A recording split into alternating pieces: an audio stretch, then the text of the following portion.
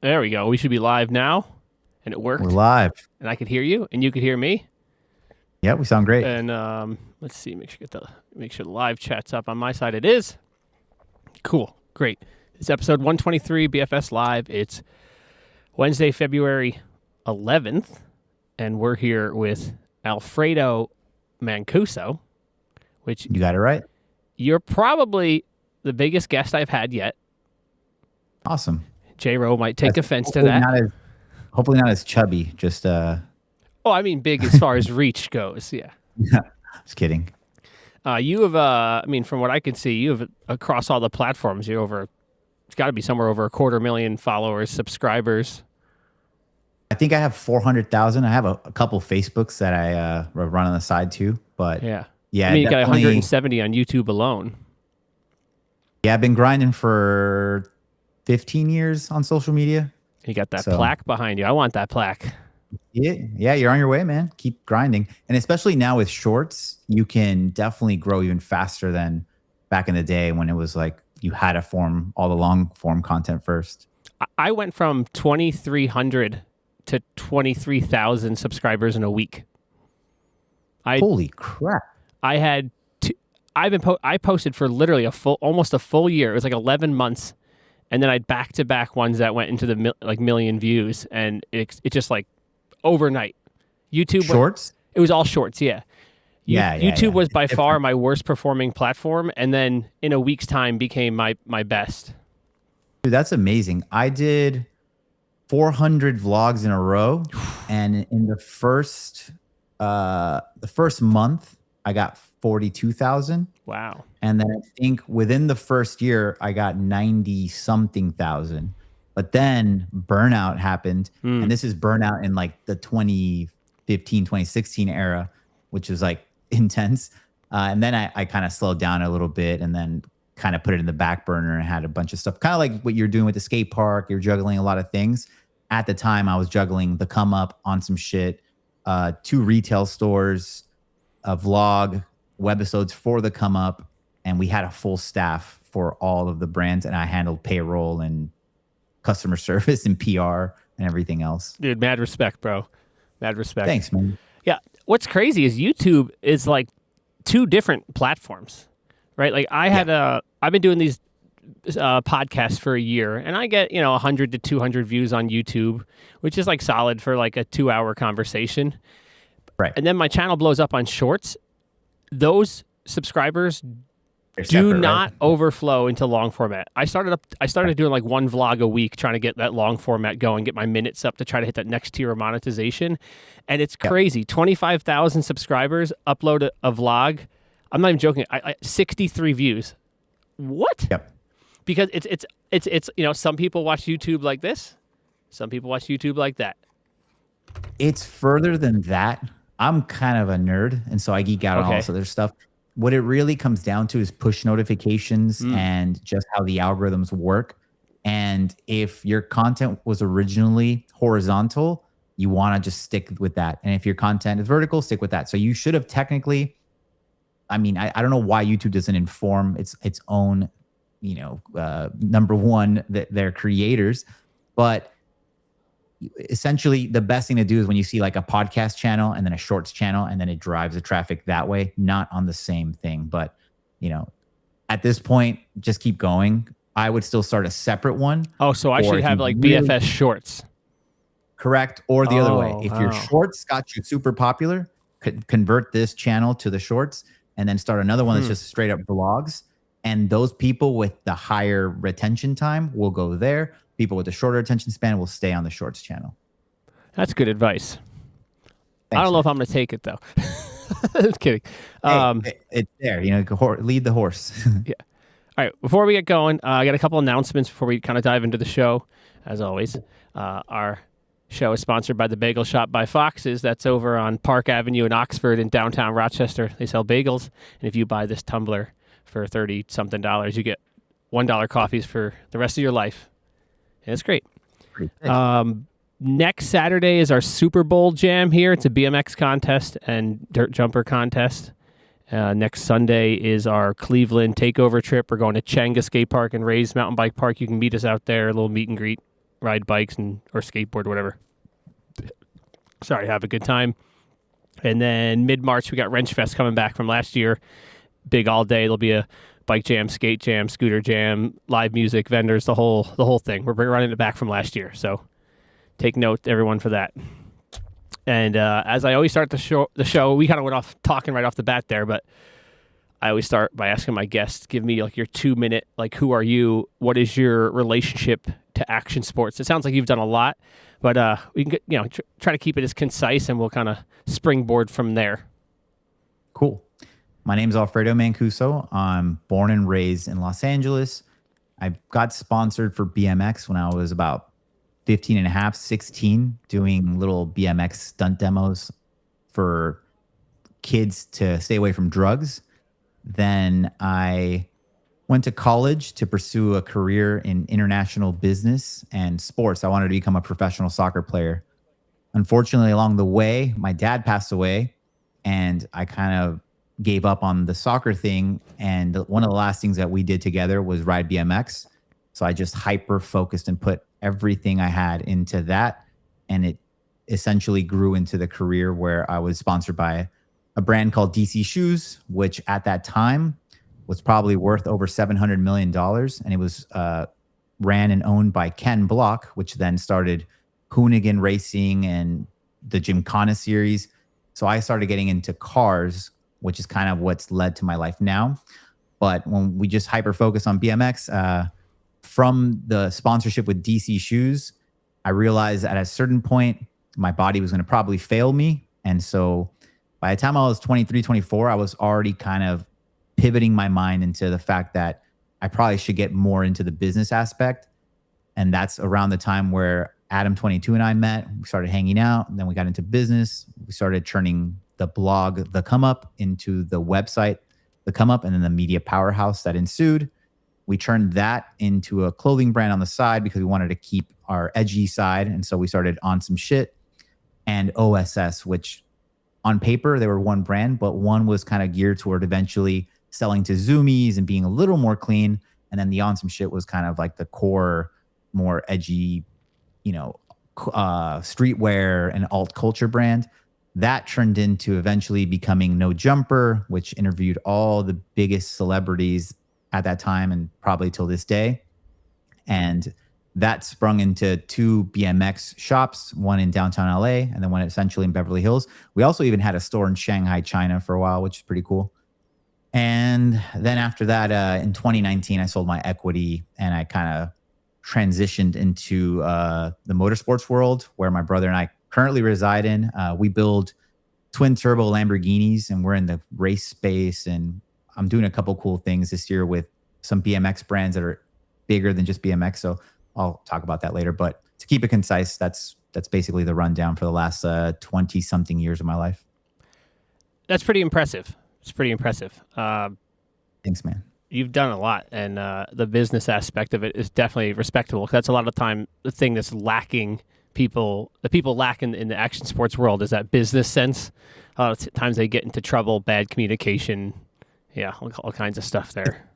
I think that's where we kind of connected when you reached out. Like, I can tell that you were somebody that reads, someone that cares, someone that's fighting a good fight. You're building a skate park while fixing it, while building the brand, while juggling a life, while juggling all these things. So I definitely resonate with your struggles. And that's why I was like, hey, man, love to, instead of just having a straight on conversation, let's just record it and see how it goes. Well, I'll give you a little insight into like I guess almost like my 2 minute. I don't know if I've ever explained this on the show, but like we have a pretty dedicated following, so I try not to repeat myself too often. But the way I kind of view my whole trajectory in life or action sports was like, at one point I was a kid, I didn't know what BMX was, and it was just like me and my bike. Eventually I learned what BMX was, found 2 or 3 people in my town that rode, and it was about me and my bike and my 3 friends. Right. And then I started to realize, there's actually a whole community around here. Right. Eventually I started working for a bike shop. Then it was like, now I'm doing jams. So now it's me, my friends, everyone around. Right. And I was doing jams, and I was always like catering to the younger kids, always bending over backwards to make sure like those kids, especially like the poor kids, I'd fix their bike for free. the owner of my bike shop hated it because I wasn't charging people, but I'm like, listen, this kid's better off riding than not riding, right? And it, so that bubble got bigger, and I had a team, and we did all kinds of events and trips and videos, blah blah. I ended up moving to Rochester, started working at Rasp Skate Park. Then it was like me, my friends, the bike community, the skate community. So the bubble got bigger and bigger. Now I own my own skate park. It's even larger, and where I'm at with my content now is trying to expand beyond just my geographic bubble. Right? I'm 30. I'm about to be 39. I always thought by the time I was 40, I was going to transition into local politics on some level, whether it be through, parks or, or just even just legislation, just something where, again, I could have an impact that gets bigger and bigger. And like I'm on the board for a mountain bike advocacy group. So it's just like people are better moving than not moving. I'd love for them to ride BMX, but I'll take any action sport over that if they can't do that. And, mountain biking's okay. And even like trail running's okay, right? So it's just keep expanding that out. And I've given a lot of myself for this, It's been a long, especially the past year. I can tell by your voice. Obviously, we're doing this at 10:30 at night after we both had extremely long days. And again, man, I commend you. You're fighting a really good fight. It's not easy. You're one of first off, just as a BMX rider, we're in such a niche. And then to be a BMX rider that owns anything except besides the shirt on your back is already impressive. And the fact that you own a skate park, like super kudos, man. And at your age, that you keep going, because a lot of people throw in the towel as soon as they turn 30. They're like, oh man, this is over for me, so. Well, on the plus side, I don't really get to ride a lot because I'm working, so my body's not that beat up. Actually, I feel great. In my 30s, I got really into fitness and all kinds of stuff, so I feel as good as I've ever felt, frankly. Yeah. Albeit a little tired. One of the craziest things, at one point I wanted to write a book called Off the Shits, but I obviously was part of a party brand, and I didn't ever drink alcohol until I was like 23, 24, something like that. Yeah, and then I had like a little party phase for a while because we were traveling the world with Rob Dyrdek and all these other crazy things that we got exposed to. But then once I started realizing like alcohol and the hangovers and all this other stuff just kept me from riding, and I hung it up for good, it's made a world of difference. And not just the caloric intake and not just the haziness from all the excessive drinking. I'm not saying that there's anything wrong with drinking, but just off the excessive party tour life. The reason I feel I'm your age, but a lot of people, especially out here in Miami, like they don't believe like I'm in my later 30s, because like when they see me ride bikes, they're like, oh man, like you're pretty nimble and all this other stuff. And I definitely attribute it to getting health conscious, cutting down on red meat and all these other things, Yeah. I mean, also doing other stuff. Like if you do one activity, your body gets like really strong one way and then ends up weak in the opposing way. So when I started getting into other sports like bouldering and trail running and I lift weights now, like just balancing out your body like just changes everything. Because as I got into my later 20s and 30s, every time I had like a strained muscle or something nagging me, I'd see a physical therapist, and it's always like, oh, well, like your back is strong, but you literally just don't have biceps. You ride BMX, you look like Popeyes. You're all forearms and back and no biceps. Right. Yeah. But that's something I got into too, like weight training. I've always played sports, so it was always paramount to lift some sort of free weight.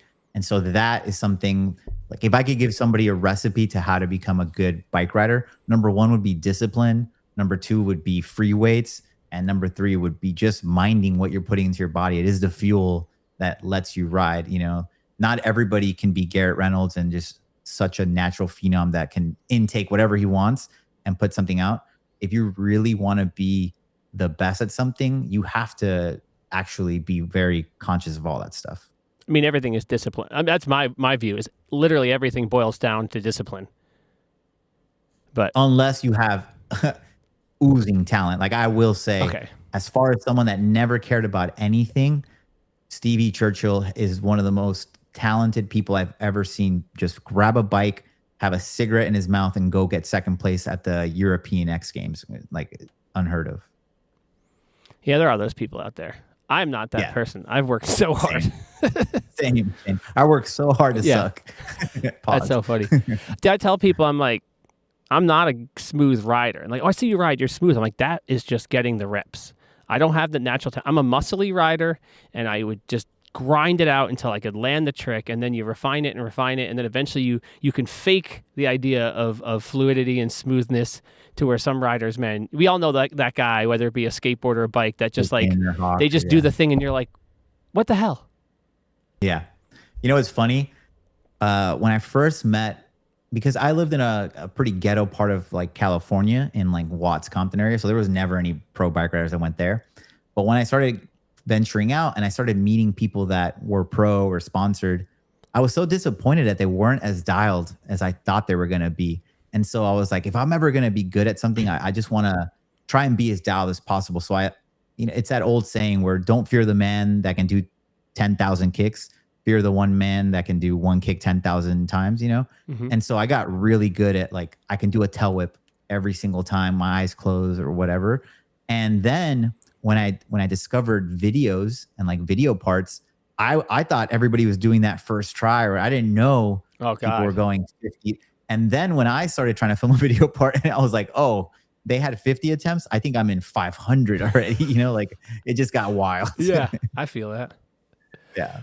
Well, speaking of videos, like the reason I reached out to you is that you made this video. It was BMX is dead. No one wants to admit it, and that's kind of what I want to talk about. But before I get there, I wanted to talk about. To me, BMX has always been a bellwether for action sports more broadly, right? Like when action sports are doing good, when like skateboarding is making money, it starts to the cup overflows, and all of a sudden these shoe companies are picking up BMX teams, right? You agree with that characterization? So I didn't know, bellwether is such a unique term for it. I kind of look at almost like the canary in the coal mine, like the opposite way, where it's like when something, if something's gonna go bad, you're gonna notice it in BMX first, like almost like the inverse of that, if that makes sense. Yeah. Obviously, we are time wise and just like scope wise, I think we are skateboarding's little brother. Yeah. And obviously there's so many ways you can look at that. Obviously the ease of access, $100 skateboard versus a $300 or $400 bike, that has something to do with it.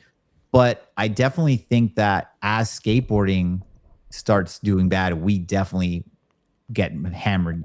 Mountain biking has gone such a different way, and it's become such a $4,000, $5,000, $6,000 bike thing. So it's almost like a status symbol. And those people that mountain bike are usually pretty successful, jockish, weekend warrior kind of guys. So I do resonate with some of it, but I also sometimes I think of just a separation between them. And obviously the smaller ones like rollerblading, scootering. What else? What was the soaps? All that stuff. Obviously, all that definitely gets just chopped off the block. But it is interesting. Go ahead. I'm really pretty entrenched in the scooter world, although I'm not a scooterer. And scootering is definitely the little brother to BMX. Like BMX is a little brother to skateboarding. And I've actually really, really enjoyed watching the scooter, subculture and industry evolve, because it's like going back to where BMX was when I got into riding in like 2000. But this time I'm on the outside watching it and being like, oh no, that's not going to work. Oh, I remember, and what's funny? Sorry. Go ahead. Sorry, I didn't mean to cut you off. Scootering is hurting, worse than BMX is right now. So they're in a really rough spot. So for people that are at home and have time to Google things, or people that are going to pause this video and look it up. So I grew up, after I moved from like the Watts area, I moved to Lakewood, Long Beach, California. And there's a town next to it called Bellflower. And there was a lot of really talented people there. And so this is in 2003, 2004. At that time, my friends were BMX riders, but they wanted it to like pursue further into BMX, that they wanted to like travel and stuff like that. And BMX didn't allow it for them. Like they just weren't sponsored by those brands. And they got sponsored by Razor scooters at that time. So those were the folding scooters, if you remember. and they were early pioneers. Like they were on the box of like they were BMX riders that just did tricks on. It was almost like that gay for pay thing where you're like they just did it for the paycheck. Yeah. And they were on all the boxes for Razor, and they were the first ones I ever saw do flips. I knew that was going to happen. My cat just knocked over my light. Give me 1 second. That's all good. Yeah, I got a bunch of the kids around here are like total nerds for the scooter thing, the same way we were nerds for BMX. It's it's crazy. For sure. They're like going back and trying to collect scooter parts from like 10 years ago. Like there's a collector's market emerging for it. It's so interesting. It's kind of cool because information obviously gets disseminated. So they're like, "Oh, BMX is our older brother. We could do what the BMX guys are doing." Classic tilt SCS clamp I got on the shelf behind me. Oh, that's dope. You should have a Primo Viking seat clamp too. Well, I got the FBM sprocket on the other side of me. Okay, sick. But so my friend Mark Atkins is his name. He was a BMX dude. He could do flip whips. He could do tail whips both ways. And then he started getting popular in the scooter world. It'd be a heel whip. And the what? On a scooter, when you tail whip the other way, it's called a heel whip. Just. Oh, damn. You're getting all the nomenclature. I know my scooter stuff. I could tell. So now that dude, Mark, that used to BMX and then scooter, he now does this thing called hoonigan. Hooning. It's basically like the hoonigan word. Sorry, my crazy cat. But he does like on Harley Davidsons, they do like on a skid track in the dirt and they race around. Oh, He's wow. sponsored by Harley Davidson now, and he has a huge brand called Rusty Butcher. And we did a collab with On Some Shit a long time ago. But it's funny how some people's career kind of sometimes it didn't work one way, but you just kind of pivot and turn into something dope. I mean, if you're driven enough to get sponsored, you're driven enough to get sponsored. Exactly. I wanted to touch on one other thing you brought up before we get into the video. When you talked about mountain bikes, I've had this conversation with a lot of people because I'm constantly talking to people about what the state of action sports, right? I think mountain biking what's unique about mountain biking is it's mostly filled with big brands. So it's not faux pas to have big corporate brands involved, to where on the BMX and skateboarding side, there's always this like ick factor when 1-800-COLLECT wants to sponsor a rider, right? And I think there's a little bit of gatekeeping by key people in the sports that almost like, oh, it's too corporate, that's lame, and then they basically stonewall the money from getting into BMX, and it keeps it small to where in the mountain bike world it's Trek, they're huge, so of course they're going to try to collab with Toyota or anything big because they're big and corporate to begin with. Yeah. So I'd probably am the wrong person to talk about this because a prominent media site thinks that I'm just all about money and all I want to do is just become filthy rich. But the way I look at it is if you want to do anything successfully, you want to align with other successful things, right? I view the concept of if Dave Mirra would have continued the trajectory, he would have eventually got sponsored by Apple or somebody huge like that, right? And for some people in BMX, especially the gatekeepers, they would think that's lame. Yes. My theory on that is that most gatekeepers are people with frustrated dreams that never actually came into fruition. So this media person is from San Diego. He always sucked on a bike. And he always rode off the coattails of like a popular San Diegan Dirt Brothers guy. And ever since I remember being young, he never allowed people to be on his website or on anything he had any kind of control over because he always wanted to have his clique and, nepotism, all that stuff. And eventually he started working for this big BMX magazine and he did the same thing there. Then eventually pivoted and started his own media thing that, again, gatekeeps so many people from so many opportunities, all to just throw it to his friends. And that is the crux of the biggest problem in BMX. Aside from, I think another issue is there's nothing wrong with being a DIY person and being like, this is the coolest thing. Like we are paving our own lane. But at some point you need to take it serious and educate yourself, maybe go to school, maybe hire more intelligent people than you to do forecasting, to do other things to make sure that there is longevity in what you do. And so in a roundabout way, when you partner with big brands, sometimes like I'm on big Zooms and calls with people, if there's a section where they feel you have value, but on the other end, there might be some growth that you need, they will help. They will inject that information, or they will plug in with your company to get you there, to elevate you, because they see the value of growing that. And I think that's what lacks in BMX and might be actually super well developed in mountain biking, because people with bigger bank accounts and budgets and things know more. They consume more information. They seek out others like themselves to grow something. Well, I also think those big companies having forecasts, like they're trying to make money, right? I think like the BMX brands want to make money, but at the same time, like, I'll talk about Kink. Kink is a local brand here. Jay's been on the podcast. He's a team manager. You know, like the owner of Kink, the sales manager, like the people who run the business side, they definitely want to make money. Like that's what their job is. But on the riding side, like they want to have a cool team, you know, and they want to they want to foster the trends that they think are cool. And in many brands, it feels like those two segments of the company are detached. Like they didn't even diverge. They just were never connected. And even when I had Jay on the podcast, I actually asked him a lot of questions about, you know, how do you run this brand? Does the sales manager and the owner and the team manager triangulate? And then it's like, okay, this is our brand image. And so you get the riders that match this and blah, blah, blah. And his answer was just like, well, I do what I do and he does what he does and he does what he does. And it all works out fine. And I'm like, okay, I mean, it has.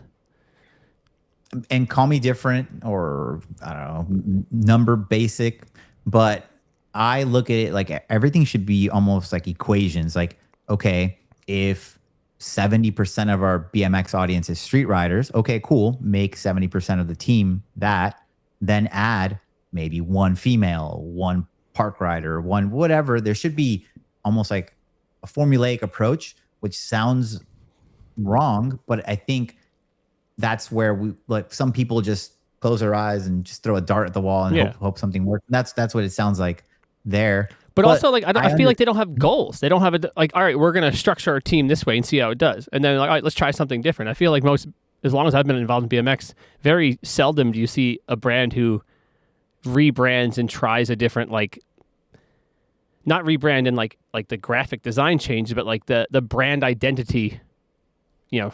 I agree. And think back to some of the successful, you know, Spectrum teams. Levi's was pretty cool at the time. They had Jamie Beswick, Morgan Wade, Nathan Williams, Dakota, Corey Martinez. Like they had like people that kind of fit in different sections. And so there was like a flavor for everybody. And I'm sure if they would have continued, they would have gotten a girl, maybe, you know, somebody of the LGBT, you know, like, you have to have some segments. And I just think that, again, that's something that you need some vision looking down the future. Yeah. So yeah, we're solidly in the territory of the video. Yes. Your video, which is BMX is dead and no one wants to admit it. And you guys can go watch that if you want to watch that. And I saw it just randomly was promoted to me. So I watched it and I was like, holy crap, I got to talk to this guy. Although I knew who you were. And now I got a couple other promoted videos. I guess you did a similar video a year or two ago. And I saw some other people have done similar videos. Yeah. So I don't know. Did you watch it when it was like in its peak moment, or did you get it served like way later? Like maybe like a week ago or 2 weeks ago? The day I messaged you was the day I watched it. Okay. So I dropped it almost a month ago. So it's funny how the algorithm, when something it likes, it'll just kind of keep feeding it to like newer audiences and whatnot. So I think BMX is quote unquote been dead for going on like 4 or 5 years. Like right after the pandemic, I think it took like a dip. And myself and my friend Fu from Epic, we always talked about it. And so we made content that was like tongue in cheek. It wasn't real. But then this year, I just had some insider information that I knew, and it's just things that were changing and shifting. And I was like, man, nobody ever truly wants to talk about this stuff because it's almost like taboo. And they feel like, oh, if we talk about this, we might be the reason it really implodes.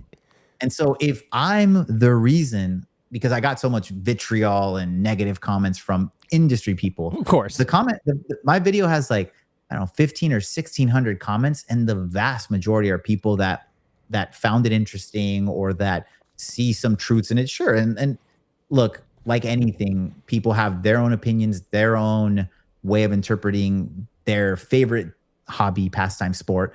So I knew I was going to catch some flack, but I didn't expect the people that took such a hard stand for the reasons that they took it. And a lot of times it was just because I don't think they're critical thinkers. And so they see the title, they see the thumbnail, they see my face, and they're like, I don't like that guy. I don't like that title. Obviously, this is going to suck. But if you kind of like went in, like I had more of a nuanced take on it. And from someone that knows, I'm not just speaking out of line here. I've ridden as a pro. I've owned brands. I've invested much like yourself, time, blood, sweat, and tears, and a lot of financial capital went into all the programs that we were focused on. And obviously, we made quite a bit of money during that era, and we dumped a lot of it back in. So, well, I got a couple of things there. One is, I'm actually pretty impressed to hear all the stuff you've done outside of BMX and whatnot, because that's like a lot of people just do the same thing.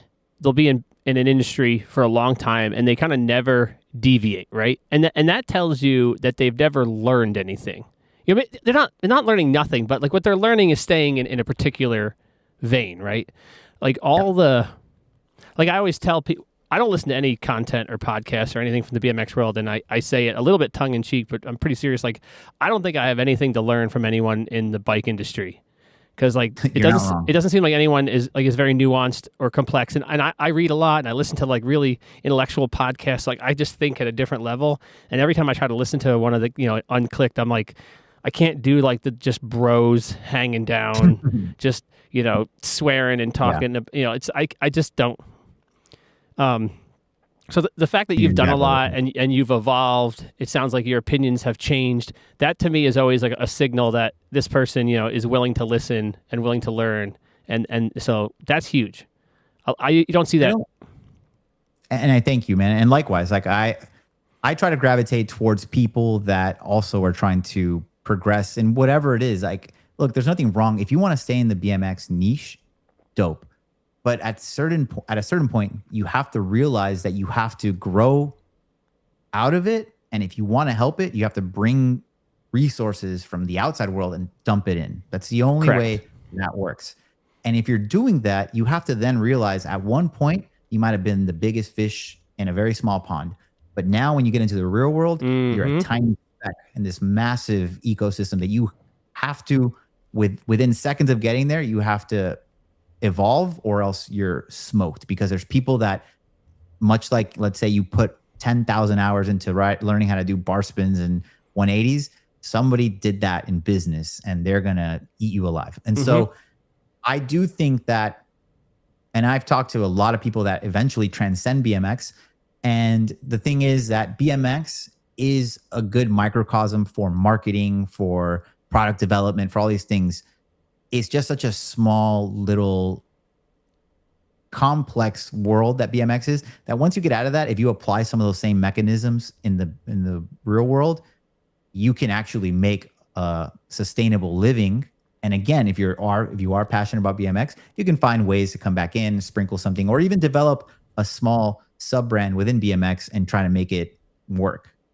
It's not easy, but a lot of the conversations I have on this show are like more or less normal people that used to ride. And I'm always trying to weave that narrative of, what did you learn in action sports, that DIY ethic, that like you fall, you get up, whatever it is that allowed them to be successful in whatever endeavor they do.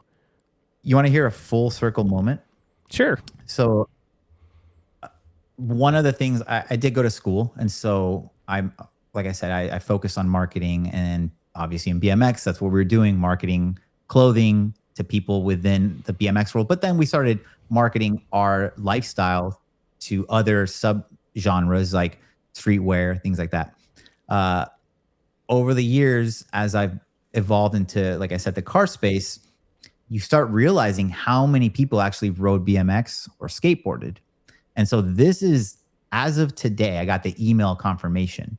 So my agency in Miami is partnered with another brand that's going to partner with the Gumball 3000. And for people that don't know, that is the world's biggest car rally where there's 100 participants.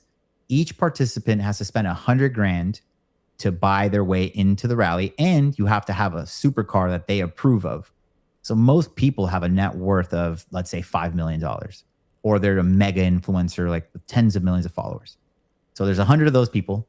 They're coming to Miami. And so my job, or my role with this partnership, is to essentially facilitate the logistics, the marketing, the creation of the content, and the aesthetic of the liveries, the vinyls, everything that's going on there. Well, the owner of the Gumball 3000 is a guy that goes by the name Maximilian Cooper. He's from Britain. And he's a former BMX rider. Wow. When I first took the meeting with his team, they were in like this cool, like, it looked like an old theater, and they had apparel behind them. And much like when I was doing OSS, I had a similar setup where I always had meetings, and I had the camera where you can see my new like lines that we were working on and whatnot. And so I was asking them about that, and they showed me a tour of the office, and I saw a BMX frame, and I was like, oh, is that a dyno? I have the same 1987 dyno right behind me that he had on the wall. And when they pulled out, I saw all the BMX frames, and he had like probably 30, 40 BMX frames. And so that moment, it was just like, again, like almost like epiphanous, where I was just like, oh, wow, like this is, okay, came full circle. I haven't talked to him yet, and I'm sure in the next coming weeks we will. But that's something that I'm sure as soon as I mentioned that similarity that we have in our backgrounds, it's going to be like a cool moment. And then from there, it's like, okay, well, now how can I get a BMX bike on a McLaren or a Bugatti to market BMX within this thing that I'm very passionate about as well? So our buddy Jaden Mucha, you probably know who he is. He did something where he was like backflipping over Rivians at something. I don't know what the context was, but yeah, he grew up riding here. His dad helped me start my business. Great guy. He's been on the show. That's awesome. Going back to BMX, we were talking about BMX, being, dead. I would like to kind of further define what that means for the listeners. And I break down whatever the action sport may be, in this case BMX, into kind of three different buckets, right? The first bucket is like the activity of riding, just just people riding and jumping a curb cut or anything, right? Then next one would be like the subculture, which I think is a lot of what you're talking about. And then, the industry, like the brands and the companies making the products, right? Do you think it's a fair characterization to say that your video is talking about the subculture and the industry, not so much the activity itself? Yeah, I was mainly talking about the industry. Okay. It's just obviously what's going to perform the best on a title and a thumbnail. Yeah, of course. The whole is dead. But there is some truth that if the industry, if the media doesn't do a good job of highlighting the dream of BMX, like it's not just going out and doing a trick, but it's like being out with your friends, getting sponsored, pursuing something, progression, all of those things. If those companies don't promote it, then riders are still going to ride for sure forever. But there's going to be less of them that are competing with each other, because ultimately competition is good. It makes you want to be better. Like if your friend landed a bar spin before you, you're either going to have to learn how to do something different, or off a bigger jump or off a bigger drop or whatever. Like there needs to be a little bit of that challenge. And when the industry doesn't make content, doesn't market, it doesn't do all of those things, there's not as many contests, there's not as many sponsorships, it slowly does shrink. Like again, people bought their bikes. The technology behind BMX is the best it's probably ever been. Yeah. You can buy a bike from 2017 or 2023, and it'll last till 2026, no problem nowadays, right? Even in 2017, it was probably similar there, but obviously like some small little trends have emerged. But if again somebody isn't spurring that forward or nurturing it, then the riders aren't as motivated, and so you don't see them. Like when I go to skate parks, and this is when I was living in California, and now that I live in Miami, I go around and skate parks are empty. Not just bike, but like skate parks in general have no one there.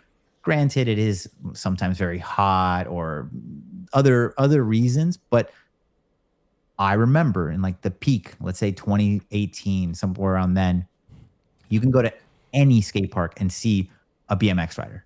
You can see 10 skateboarders, 3 scooter kids, 2 rollerbladers, whatever it was, right? But now it's like no one. And if there is someone, it's for a particular get together or there's a Yeah. session that people go to, you know? I can completely attest to that because I own a skate park and I've owned a skate park for 10 years. And post COVID, I lost somewhere between 25 to 30% of my attendance and subsequent sales. Right. And that's a tremendous drop. It's a testament to my resilience as a business owner to stay open. Yeah. But every year since COVID, I keep being like, is this going to be my last year? And I just keep clawing my way into another year. Yeah. And there are people in the industry and even some people around here who they think it's still doing really well. And they'll be like, well, because we just got 2 new outdoor parks in Rochester. There's actually a whole bunch of new skate parks in Western New York because the Ralph Wilson Foundation partnered up with the Skate Park Project, formerly the Tony Hawk Foundation. And they had this whole initiative to build skate parks in Western New York. So there's been a whole bunch of them. And because we have these 2 new skate parks in Rochester on either side of the city, our downtown park opened in like 2020. We had our second phase groundbreaking happened in the fall. There is this buzz around it. But despite that buzz, I still don't see kids at my skate park like I did beforehand. And they're not here, right? And that was kind of, one of the things with your video, I thought everything you said about what's within the industry was entirely correct. But I think the bigger issue is outside of action sports. I think it's a larger kind of a cultural thing where kids aren't really riding. And one thing you said in your video is you talked about wheelie bikes and Surons, and that's something that I've heard for my my entire duration in the sport. It was like, oh, the scooter kids are taken away from us. The wheelie bikes, there are these other activities that are shrinking our cohort. There's always going to be other interests. I think the bigger problem is that there's just less and less kids that actually just want to do this stuff. So I think like anything, there's never one true thing that causes your demise, right? It's death by 1,000 cuts. And if you look at it, people have always said it was one thing. Oh, the video games, oh, this or that. Yeah. But I think we have reached that like escape velocity where it's all of them have ramped up a lot. The technology for all of that is so great. E-bikes, you have I never rode one until I started getting, I'm not even kidding, dozens of e-bike brands would hit me up and be like, hey, here's a couple grand. Here's a bike that costs a couple grand. Just make one video. Wow. And it was hard to turn down that money because I was like, one video for, let me send me the bike. And dude, I would ride that shit, dude. Yeah, dude. And it kind of changed now because now people realize that that's a whole thing. And so now there's like super big creators in that niche that have millions of followers because they do like reckless stuff on the e-bikes or whatnot. But when I started riding them, every time I got a new product, I was like, wow, this one got even better than the last one. They're lighter. They last longer. Like the tech is just so good. Video games, like you're so submersed. Twitch, Kick, all these things that each one of them have these segments of kids that are essentially watching somebody else live their life, watching somebody else get good at bikes. As a content creator, I'm well aware that people are living vicariously through me when I'm trying to learn a trick, do a handrail, do everything like that. But I always thought that I was inspiring them to try. As all these other things pulled the attention and the resources away from BMX, the BMX riding got so crazy that now it's like when you watch any of the top 10 dudes, like that game of bike that just happened, it is so advanced that you're like, man, do I even want to even try this? It's like everything is a double bar or a switch double bar, or it blows your mind, which is great to watch. But as like something replicable, I don't even know if like it's tangible anymore. So all of those things at once, and on top of the fact that the economy is all screwed up, people are making less than ever, cost of living is more expensive, and so are you really gonna invest all that time and effort into something that you might not be able to do for a long time? And also you have to pay your bills and you have to drive it. There's so many things that happen. So it's not just one, but it's been everything just pulled it away. I think there was a big shift in the algorithm through the COVID era. And one other thing about the COVID era, we kind of skipped past it real quick. Before the show, I actually, if you had read Jonathan Haidt's book, The Anxious Generation, and that's starting to be one of those things where my viewers are going to drink now because I bring up that book in like every episode. He pretty compellingly, with data, shows that we were on this trajectory of the phone-based childhood before COVID, and COVID just basically like clicked it up a notch. Like we were culturally, we were going to end up here with the kids all on the phones and not going outside. It's just that moment maybe like accelerated it by 5 or 10 years. So that was basically already going to happen. But that aside, dovetailing into what you said, I think the algorithms changed during COVID, and whether that is because of what people were engaging with or whether it's just the companies pushing the algorithms, I feel like pre-COVID, I was way more likely to see on Instagram or whatever, like a 7-year-old kid on a little bike who's like did their first jump, right? It was more attainable real life kind of stuff. And now everything I see organically is either riding that, as you said, is so insanely good. It's incredible to watch, but is not going to inspire anyone to want to, whatever, jump off a roof onto a rail or something crazy. Or it's videos of people just getting hurt. Yep. And I think that's algorithmically the kids that we could have possibly got into action sports. Now they're not going to see that thing that inspires them, that's attainable. They're just going to see, like Dennis Anderson do another insane video that's, he's the best bike rider ever, essentially. Yeah.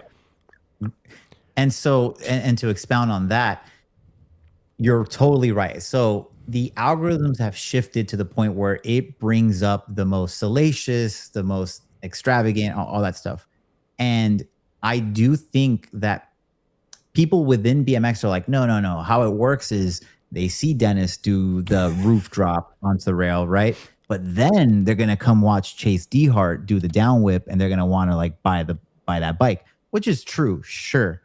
But then what ends up happening from my perspective is they see Dennis do that, and then the next thing they're recommended is Kobe Raha, which is his friend, do the 90-foot, or he jumps over 300 feet straight over like a pool or something, and then he does a 90-foot air on a quarter pipe, and then they see that, and then they see Travis Pastrana do something gnarly on a like it's like a drift truck, like a gnarly one. So there's just so many things that are just, again, pulling you away from, oh, Dennis is dope. Let me go into his Instagram, and then let me go to his YouTube channel and go there, because it's just so many different audiences now. And every kid here, like, one of the things about making content, right?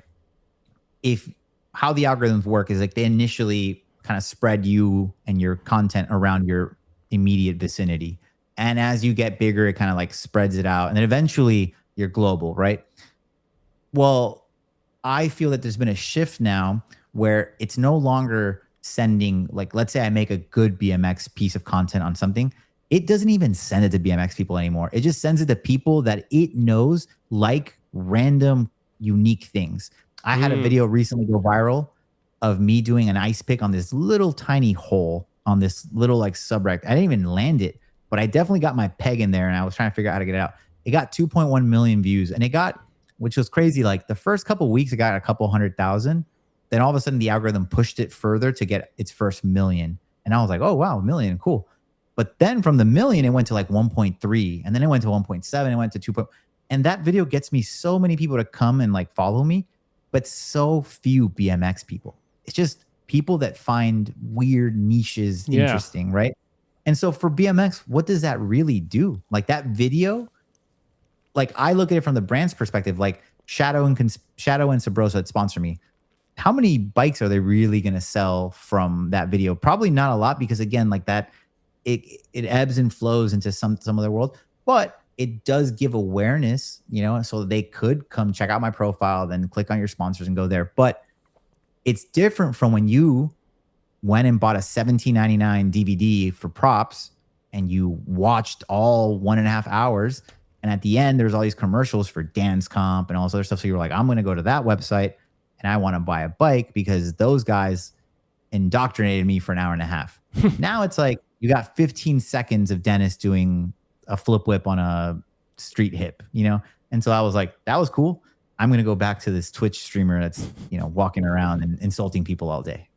Well, I mean, you're mentioning all sorts of stuff to me that I didn't know about content creation, because I just try to make quality content and send it out there and hope people care, which is like, you know, but like exactly what you're saying is kind of, I think is shedding a lot of light on exactly why the BMX industry is doing so poorly. From what you're telling me, it sounds like it's a full-time job to understand the landscape of how these algorithms work, and they just randomly change, right? And then you combine that with the fact that the people who run these companies have been the same people now for 20 years. I always say jokingly, the BMX industry has just become the fat, bald men that they were rejecting, you know, 20 years ago. They're all antiquated and scared to do anything. Yeah.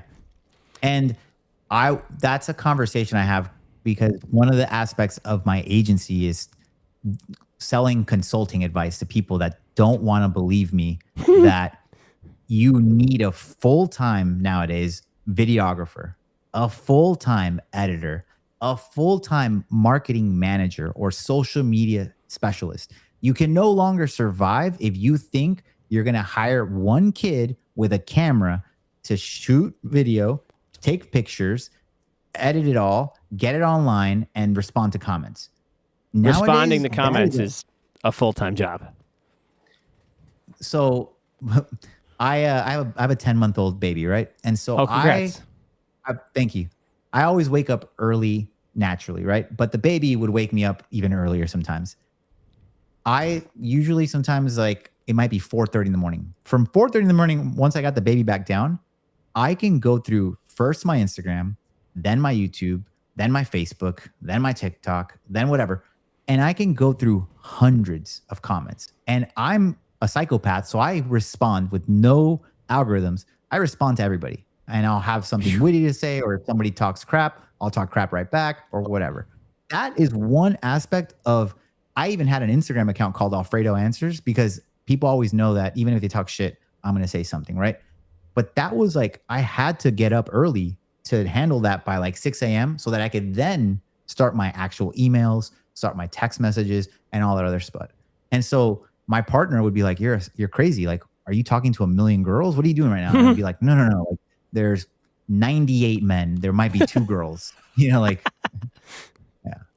Dude, I love the haters. So throwing out for the haters. I being like an intelligent person, it's so easy to like mess with people that want to be assholes. But I digress. You know what I do? Yeah. I'm pretty petty. So I will do research on people. I will go like on their Instagram, find their Facebook, find their college crush, and I'll DM her. I'll do like some deplorable stuff sometimes if like people say things, or there are some people within the industry that I've may or may not have submitted their phone numbers or emails to spam lists or things like that, that like, you know. Oh, Jesus Christ. Somebody's going to probably be like, that was you. Well, I will say, touching on what you're saying with the algorithm and all this stuff, I'm involved in a lot of different worlds. You know, I do disc golf stuff, and I'm on the mountain bike board locally, and obviously the skate park, and you know, and we hear it's the same story over and over. It is so hard to reach the people who have chosen to follow you on your page. Like nowadays, you go on your socials, and you're lucky if 1/3 of what you see is what you've followed. Not even 1/3. And and then it's like ads and suggested stuff. You want me to break your heart even further? Yes. So algorithms, as of the last year and a half, 2 years, no longer even care about your subscriber counts. So those are just vanity metrics now. Like, it's nice that I have 170,000 subscribers, but my video is competing with a kid that just started his YouTube channel today. The algorithms no longer really care about that as much. They really do care about retention, subject matter, and then obviously, you know, all the other little things that also factor in. And so for a brand, they can grow their Instagram to 400,000, let's say, Instagram followers. But if they're not doing a good job of keeping up with the algorithm's demands and needs and cadence, it's almost like not having it at all. Like, and then it goes the other way. Now you have a big Instagram and you're getting one comment and like 300 views. Now people are like, oh, your brand is dead, bro. But they don't also know that if you actually take the time to really like hone in on it, boom, all of a sudden one of your video gets 1 million views, and now you look like you're on top again. Yeah, I've noticed that where, because I'm always looking at my view count, and in the first 2 hours you post it, see how fast it's growing. I'm like trying to find some data to work off of the noise, and I honestly don't research any of this stuff. I do talk to other content creators I'm friends with, but I kind of just like see what works and kind of goes with it. And my subscribers and follower counts aren't like incredible, but my views are typically pretty solid. I've seen accounts that have way, way, way more followers that have way less action on their accounts, and they're like way more cringe, and like they're like begging for interactions. That is unfortunately a necessary part of the game. Yeah. Like, I know it sounds corny to be like, hey guys, you watch this video, make sure to follow, like, subscribe. Like, the call to action sounds dumb, but think about this. Like 10 years ago, they would talk about how many bombardments of marketing you get every day. So imagine what it is now, right? You're just inundated, right? But it does break through the noise. Like, I do it all the time. I'll watch my favorite content creators, and I'm watching it, and they'll be like, did you like the video? And I'm like, oh, damn, I didn't. And you are somebody I mess with, like, you're one of my favorite creators. I'll go back and I'll like it. I'll comment it. If I really like it, I'll share it. You know what I mean? And it is free. People do forget that aspect, that people are like, oh, how do you support your favorite people? It's like, it's free stuff. It doesn't take money. The kitty's entered the chat. Yeah, what's your cat's crazy name? little Bengal. That's Her a name cute is cat. Luna. She's a 3-year-old Siberian Bengal. Oh, that is a cool cat. Yeah, she is. She's crazy. I like cats. She's feral. She's like pretty close to being a wild kitten. Oh, we have one of those at home. We like rescued from the neighborhood, and it's like not really a domesticated cat. She's more domesticated, but then she does have her moments where she just goes wild. That's why, like, she'll knock over my lights, and she's like, "You're gonna mess with me right now. You're gonna come play." But going back to what we were talking about with the algorithms and stuff, like I said, it is now a full-time job to care about all that stuff, and it does sound like you're panhandling or whatever. But this is something that I have these meetings with big brands, big creators, all stuff, and I'm like, look, if you take 5 hours to make a video, right? You have to put almost equivalent amount of time in how you market it and how you try to engage with whoever's watching it and how you remind them to support you, because otherwise we're just all drones. Like, you catch yourself, I'm sure, all the time that you're consuming an Audible book or a podcast. You don't even know what happened for 40, 50 minutes. But if Joe Rogan's like, hey man, go get some on it, you're like, oh man, I might have to get some AG1, some brain juice or whatever he promotes. It is ingrained in us. Yeah, I'm actually not like that at all. But that's just, I'm not a normal person. Like I don't like anything on the internet. Like, I never like I have people who are like, how come you never like my stuff? Like, I don't really try to look at Instagram. I don't like anything. I will say it goes a long way, because I do now. From my the skate park page, I engage. I'm like, my personal Instagram I've had, from the beginning. I don't engage with anything. I get that, but it is a quid pro quo economy where it's like, because you come and comment on my stuff, I'm definitely more likely to go and support you, because I see you struggle. Like, and especially because I don't even know if you noticed it, but algorithms are aware of who you're interacting with and how much, and it'll shift who you're interacting with. Sometimes it'll even almost like recommend, like, have you interacted with this other skate park that's also doing something similar? Because maybe you should. The algorithm, man, it's crazy. This is where it starts getting, what's that? It's crazy. Yeah. Oh, what I was going to say was, it's getting towards the singularity if you think about it, because algorithms used to be predictive, but now they're basically telling you what to do. The algorithm, like, if you post something and you're used to getting 100 views in the first 10 minutes, and now it gets 13, the algorithm is telling you, delete that, try it again. And then you do it again, and it's giving you 50. You're like, all right, closer. It's telling you like how to perfect it to where it likes it, and then it'll give you a reward. Here you go. Here's 1,000 views. Here's 100,000. Here's 1 million. Yeah, my 1 million view video was like that. It was crazy. It was like, and it was crazy because I went. So for context, I started last December And I was like, I'm going to do this video thing for 1 year. I'm going to do 1 year of this, and if it doesn't pay off, I'm done. And I got right before Thanksgiving, I had my first video kind of like do like 250,000 views. Was it one of the ones where you like offer money for a trick or something? No, those ones haven't done that well. They're all repair videos. I don't remember which one it was. So then in November, I did one video, did pretty good. And wait, you're repairing the ramps at the skate park? Yeah. I saw those. I didn't know you rode BMX. I thought you were just a skateboarder. Oh, yeah. Yeah, it's funny. So, yeah, my first video did pretty good, and I was like, oh, cool. And I was monetized on Facebook, so I made like maybe $250 that month because of that video, and I was like, cool. So then I bought a new phone.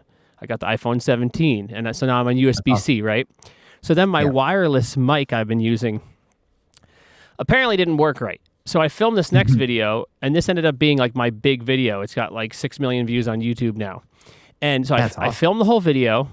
I was talking to the camera because that's the style I always did, and I did the repair work, and I go to edit it, and the audio is phone call quality audio. So it's all like gargly like you're on the phone, not like, and I'm like, oh, frick, what am I going to do?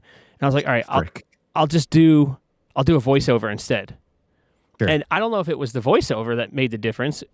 Maybe it was. So I did a voiceover with the video, and then that video just went crazy. So like literally a couple days later, the adjacent ramp broke immediately after. I'm like, all right, cool. I'm going to copy that video exactly the same voiceover. And then that one hit and did like 1 million views too. And I would have never done that had I not had the other video that bought me the phone and the microphone didn't work. And it was like so serendipitous how it all worked out. And that all happened mid-December, which was like, it was literally within a week of the 1 year mark of being like, if this doesn't pay off, I'm done, dude. And here I am. And congrats, because that is a cool story, But again, if you really think about it, the algorithms benefit. It's almost like the algorithm gods gave you a little like offering. Like here's a little trinket. Exactly. Keep going, right? Well, you doing that 4 years ago, 5 years ago would have fallen flat on his face because the algorithms were not as sophisticated and they just didn't care about all of the things that you probably hit. Number one, it's at a skate park. So anybody that's into any of the action sports is like, oh, something fond. You're repairing something. Oh, DIY. Well, that's very popular. You're doing voiceovers. Something broke. Something didn't work. Something was relatable. Something was raw. DIY. All of those things were the perfect storm now. But you did that 2 years earlier, and you probably do that 2 years from now, and it's not going to work. You know what I mean? Like the algorithms know that people gamify it, and so it tries to go the other way. Or I don't know if you've seen some of those clips where it'll be like halfway through the video will pause, and it'll make you think that your phone is glitching from the internet. So you'll go back and watch it again, but it was just a trick to get you to watch it. And that video might get 10 million views, right? So everybody learns how to gamify it certain ways, and then when the algorithm is like, oh, too many people are doing this, we're going to shift again.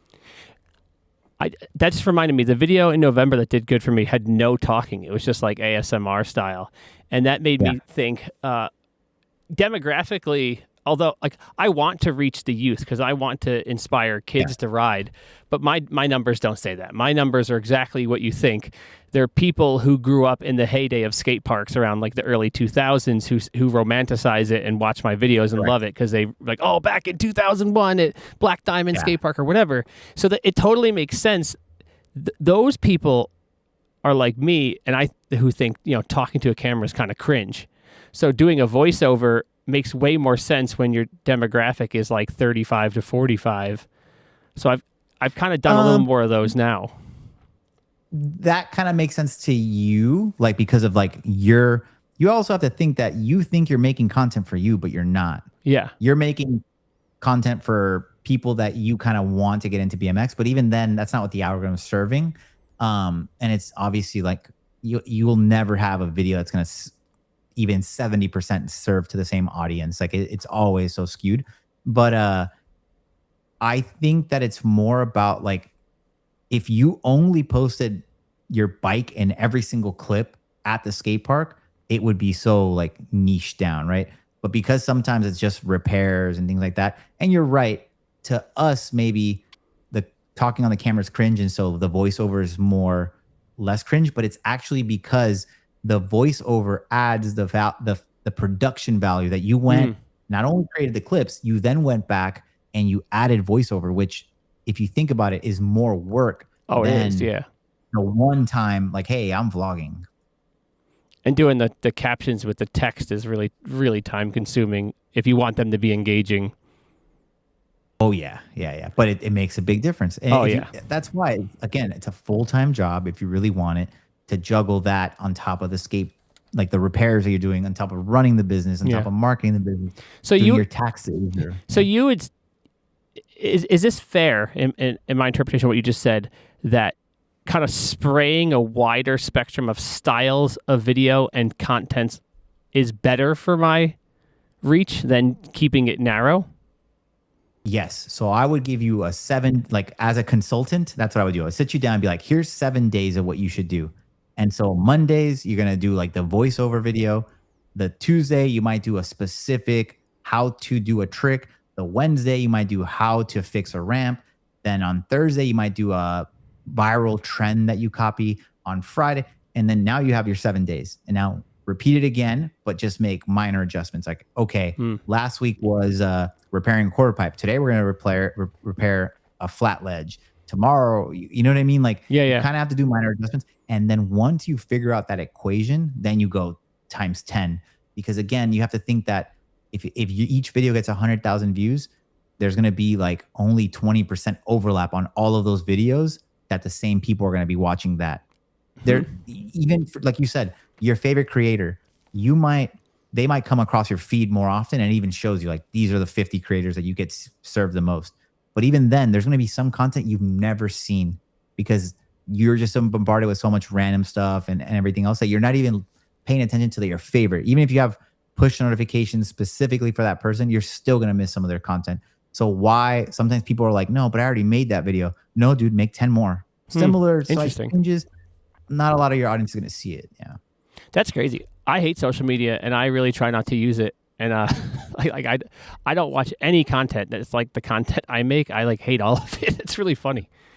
I get that. And Joe Rogan is kind of like that, where he posts and ghosts, he calls it. So he just makes it and just leaves it.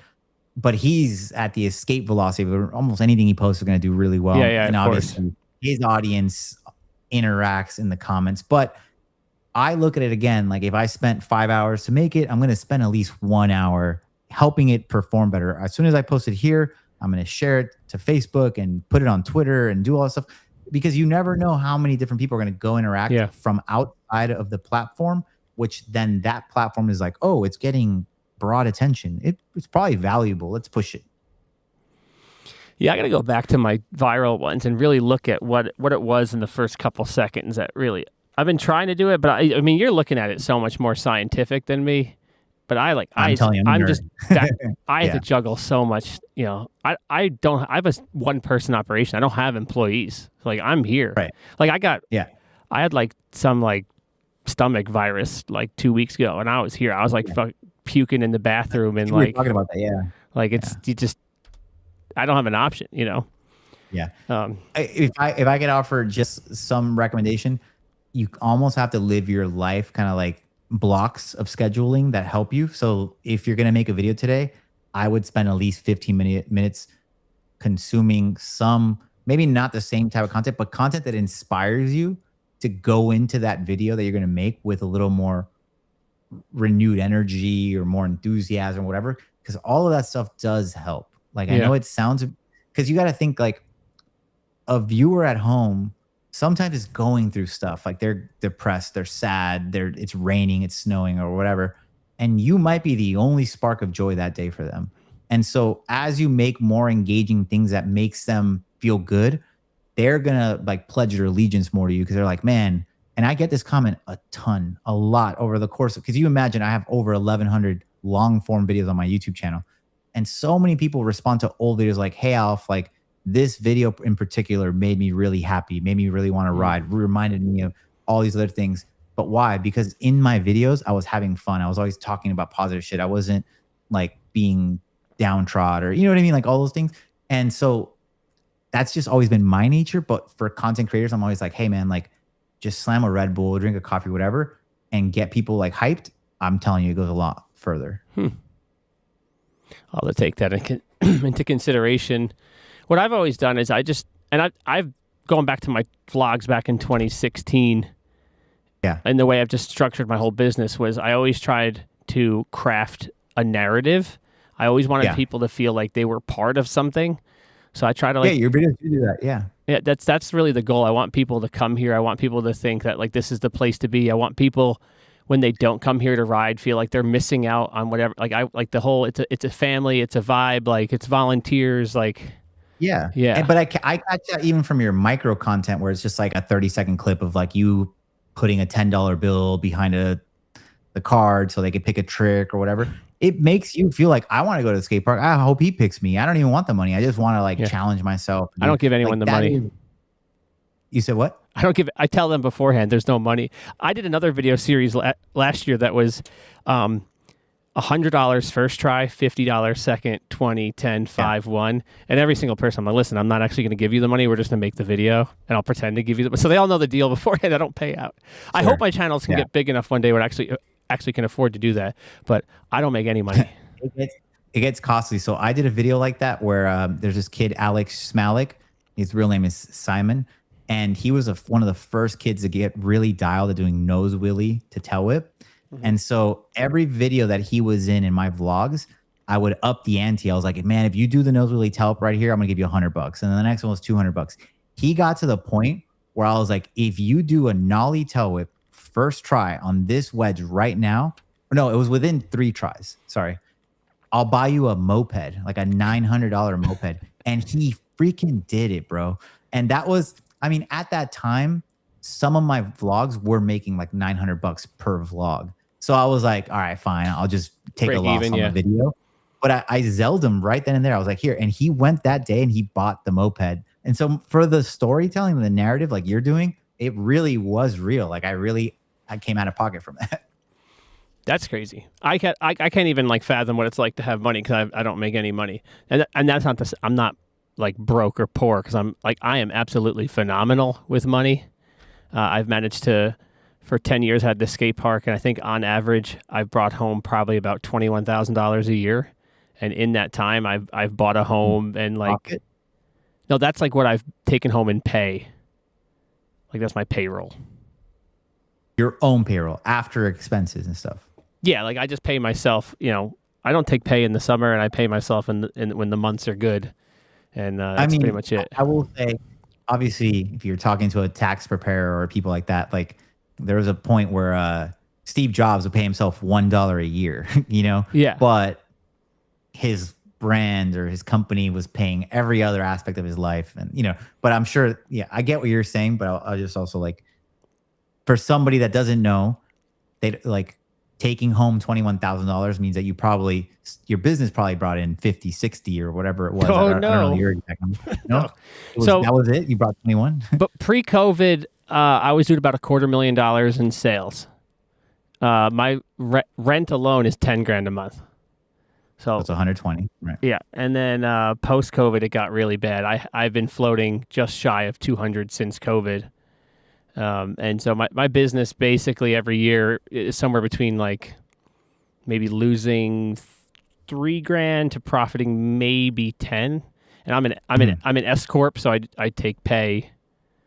You're a pastor, yeah, I get it. Yeah, just like you know, like I said, this time of year I take pay almost on a normal kind of basis, and then as it slows down, I don't. And I might take like 1 40-hour check a month in the summer just to cover like my my lease at home or my mortgage at home or whatever. But it's like super slim, and like every penny, like I don't spend money. I just work, and all my hobbies are free. Yeah. And I've maxed out my IRA every year, and I've made some tremendous investments in stocks and crypto, and I've just done so much with so little. That's awesome. And that's like the reason my skate park's been around for 10 years and other ones don't. It's because like I am just incredible with money, and obviously I have the why. You know, that's the thing. It's like, you know, what's that phrase? It's like if you have the why, you can endure any how. That's true. I make it work because like this is the best job in the world if you like working. But one question is, you don't take sponsorship. Like, there's no big logos all over your skate park, right? Nah, I don't think it's worth it. That's right. I was just gonna ask that. Yeah. Like I like the way my skate park looks when it's more simple. I don't like when a skate park is covered in logos everywhere.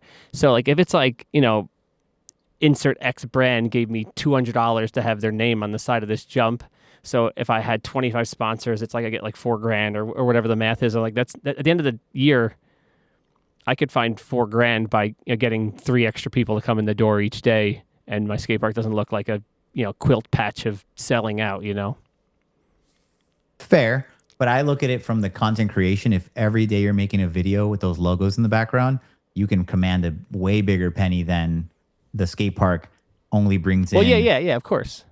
If my channels get to where I want them to be, all of a sudden, like the amount of doors that are open up for us for cross sponsorship and signage, and all, like my bowl. I don't know if you've seen any videos or pictures of the bowl here. That came from Syracuse. It was at Crank's Bike Park. It was the Red Bull Bowl. Yeah. I heard a lot of different stories about what Red Bull paid to have that built or whatever. But I reached out to them when we went to get it, and I talked to like the the regional rep for Red Bull and told them what I was doing, and I was like, if you want to help keep this bowl alive, we can keep it the Red Bull Bowl. And they had like no interest in working with me. And they're like, well, why don't you get it there, and why don't you get open and then give us a call? And I was like, no, get out of here. Not interested, But now, I said, if I get 100,000 followers, and all of a sudden it's like, oh, we'll give you something that actually impacts my bottom line, I'm willing to talk. But if it's $200, it's not worth it. Sorry. No, I agree. I mean, one day if you're free, we'll sit down and I can just give you some recommendations how to get there quicker. Because obviously, you collaborating with like influencers, even outside of like action sports, like having them come in to do random things, it does really put a spotlight on you, and you can get there a lot quicker. Which then you could leverage that to get some tasteful brands to partner. Because as an example, if you're all the way in New York, at a certain point, I could see Woodward being like, oh, we can build a Woodward section, and you're helping us sign up kids to bring to Woodward. Here's a $10,000 check, $20,000 check. You know what I mean? Like, because they do see that kind of like a segue into that. Yeah, of course. Yeah. That's a lot of why I'm doing all the content creation, is like the amount of doors it'll open. I think it'll be huge. Yeah. I do think too, you at some point should develop some recurring characters for your series that eventually kind of grow within your brand, because it's almost like the whole BMX thing. If you can help create somebody else to have a life within the action sport, people latch onto that journey and they're like, oh, there is hope that I could one day also work for a skate park, and then have my own section, or whatever it is that you create, the narrative there that empowers people to be like, oh, there's going to be some hope that I can do this too if I'm passionate. Yeah, we'll definitely talk. We could definitely set up a time to talk business. Yeah. I definitely noticed that you said earlier, like when my first couple of videos went kind of viral-ish, I was getting all these follows from big follower accounts, that I never seen before. And I was like, oh wow, that clearly my videos are getting showed to other content creators. Yep. And they haven't. I mean, nothing's come of that yet, but Yeah, but also it's going back to like the whole commenting, messaging, like the quid pro quo. If you reach out to them, I'm sure you can figure something out. Like, hey, bro, like, thanks for following me. I see you're sponsored by Red Bull and stuff. If you ever want to come and have an event, close it out, do like a power hour session here, I'll bend some rules or do something. A lot of that stuff, and again, it's all free, or it's kind of your time, but you're kind of getting the ball rolling there. That's what I mean. Like, a lot of the things that I've done is because I've reached out, or I take a chance, or I cold call somebody or cold email them. I'm like, hey, bro, like, I have this. And again, now with ChatGPT, it's so much easier, or Grok or anything. You can just type up something like, hey, I want to reach out to this brand or this person or whatever. Like, here's my ideas. What do you think could actually work? And it'll be like, oh, you should, Dennis Anderson, sponsored by Rockstar. Maybe do a Rockstar Game of Bike feature at, my New York location. You know what I mean? Like, it can help you organize. It's like your personal assistant that just is a genius and does it in seconds, Yeah, I do use ChatGPT a lot. It's great. Yeah. Big fan. All the listen to podcasts with people that are way smarter than me, and I just kept hearing everyone using all this all these LLMs for, and I was like, well, if these smarter people, rich smart people are using it, like I have to start using it, and it is really tremendous because it remembers all your conversations, and it'll bring stuff up to me that I'm like, oh wow. Do you talk to yours though? What was that? Do you talk to yours? What do you mean? So I talk to mine. So like I'm in the shower. I'm like, hey chat, how's your morning? Oh, great, Alfredo. What are you up to? I'm like, hey, listen, at 3 p.m. I have this. At 2 p.m. I have this. What are the notes from the other meeting? Like, and it'll be like, oh, here. And then it talks to you, but then you can also have the message transcribed, and I export that to my notes. Then I have the bulletins, and then I go to the meeting, and I'm like, oh yeah, I have to do this. Geez, you're efficient. I'm efficient. You're really efficient. So I used to post on my Twitter. Like I don't really post on there as much anymore. It got too political. But I literally juggled so much that sometimes I would eat my dinners in the shower. I would literally have a piece of steak in my hand. I'm Argentinian, so steak is like big part of our culture. And I would literally be chomping on it while relaxing for 7 or 8 minutes, because I always take fast showers. And I was like, all right, once I'm out of here, I have to print. Like at this time, I remember these days, I was screen printing the On Some Shit shirts, folding them up, driving them to the store. I had these Playboy girls, like legit Playmate girls, that would model them for us. Sometimes it's like topless. They were crazy girls. And we would shoot all the photos. We'll get it on the website the next day, and we would start shipping them out the following day. And like, I know that some kid probably got like a shirt with a steak, stain for me. Like there's all these like little funny things that I think about, the crazy parts of my life, Did I tell you I'm working as hard now as I did when I started my business back in 2016, although it's a little different. Then it was like building the whole skate park. It was physically exhausting. This is a little bit different, just trying to juggle. I mean, you're doing 3-4 people's jobs at once. And luckily I watch my daughter during the day when my wife's at work, and I don't really work when I'm with her. Right. I mean, I edit and I answer comments, but I try not to let my daughter see me on the phone. Like I'll sit there. She will be 2 in the end of March. So she's getting to like you're not paying attention to me. Like, yeah. So I'll sit on the couch and I'll have a book in front of me. Like I'm reading a book, but I'll have my phone inside the book. So like I'm setting the example of daddy's reading, but I'm really, responding to shit posters on YouTube. Like I said, my baby's 10 months old, and she'll flip the pages on the book or whatever. And if I'm not engaging enough, it's like she'll turn around and she'll look at me like, what are you up to? And I'm like, oh crap. And so I hide my phone too, or my watch, like, yeah. My daughter's been in a few of my videos, in like some of the more family themed ones on holidays. I'll be holding her the videos, but I try not to do that because I personally get pretty disgusted when people use children in content. There's a whole bunch of like parent channel. I'm sure that you're a parent, you're probably starting to get those channels on promoted videos of like, like whatever it is with kids and families. And yeah, I think like anything, it's a ratio. If like she's in 5% of your videos, it's tasteful. I think it's when you just shove the baby in front of the camera and you're like, hey, send me money for this baby. Yeah, that's definitely bad taste. But even talking about like crafting a narrative around my business, like my daughter is here with me, fairly often. On Fridays, she's with me. Sometimes on Wednesdays, if my wife's going to like a class at the gym or something. So I have a lot of customers that they come in. The first thing they say, they're like, "How's Alice?" So like, yeah. Here, it's actually part of it, and people do like and ask about her all the time. So like, she's the character in some of the videos, yeah. Yeah. Wow. I feel like we deviated quite a bit from that's all good. This is how you do it. Yeah. Actually, it's actually a pretty good transition because, I think that going back to your video, like I said, everything you said about the industry, I'm pretty on point with. But I think the bigger issue is outside of it. I think we have a bigger issue culturally with the phones, and a lot of it I think comes from the parents. And you and I are the same age actually. And I think it's really us. It's literally our age having these kids, and like. It's so interesting. In the Free Range Kids book by Lenore Skenazy, she writes all about this. Like, how did us, our generation, who grew up the way we did, are now coddling our kids so much? And like, what do we like? Do you think about that?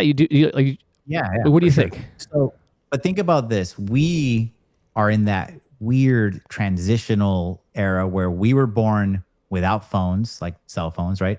But we got our first like brick Nokia phone that did very one dimensional or two dimensional, let's call it.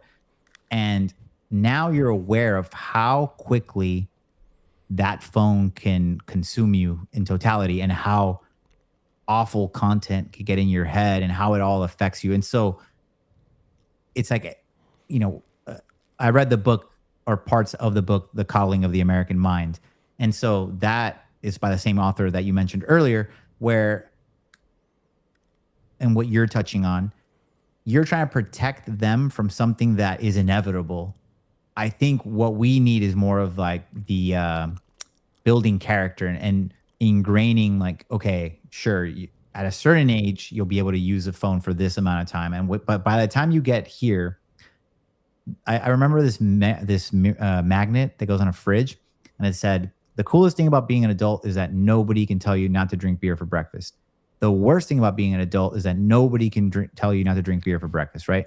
You're ultimately your own master of your destiny. So for kids, I'll always remember that character isn't what they do in front of you. It's what they do when you're not around. So if you instill the good values early on and give them the critical thinking and the pragmatic problem solving, that kid eventually will be like, okay, cool. Yeah, I could be on my phone all day, but no, I need to have that 1 hour of exercise, that 1 hour of my fun time or whatever it is. You know, like, again, I like systems. Not everybody likes that, but you kind of have to guide them, but not fully like, no, the phone is awful. Don't do that because then they're going to want it more. Don't go ride BMX, you know, because then they're going to want to ride it more.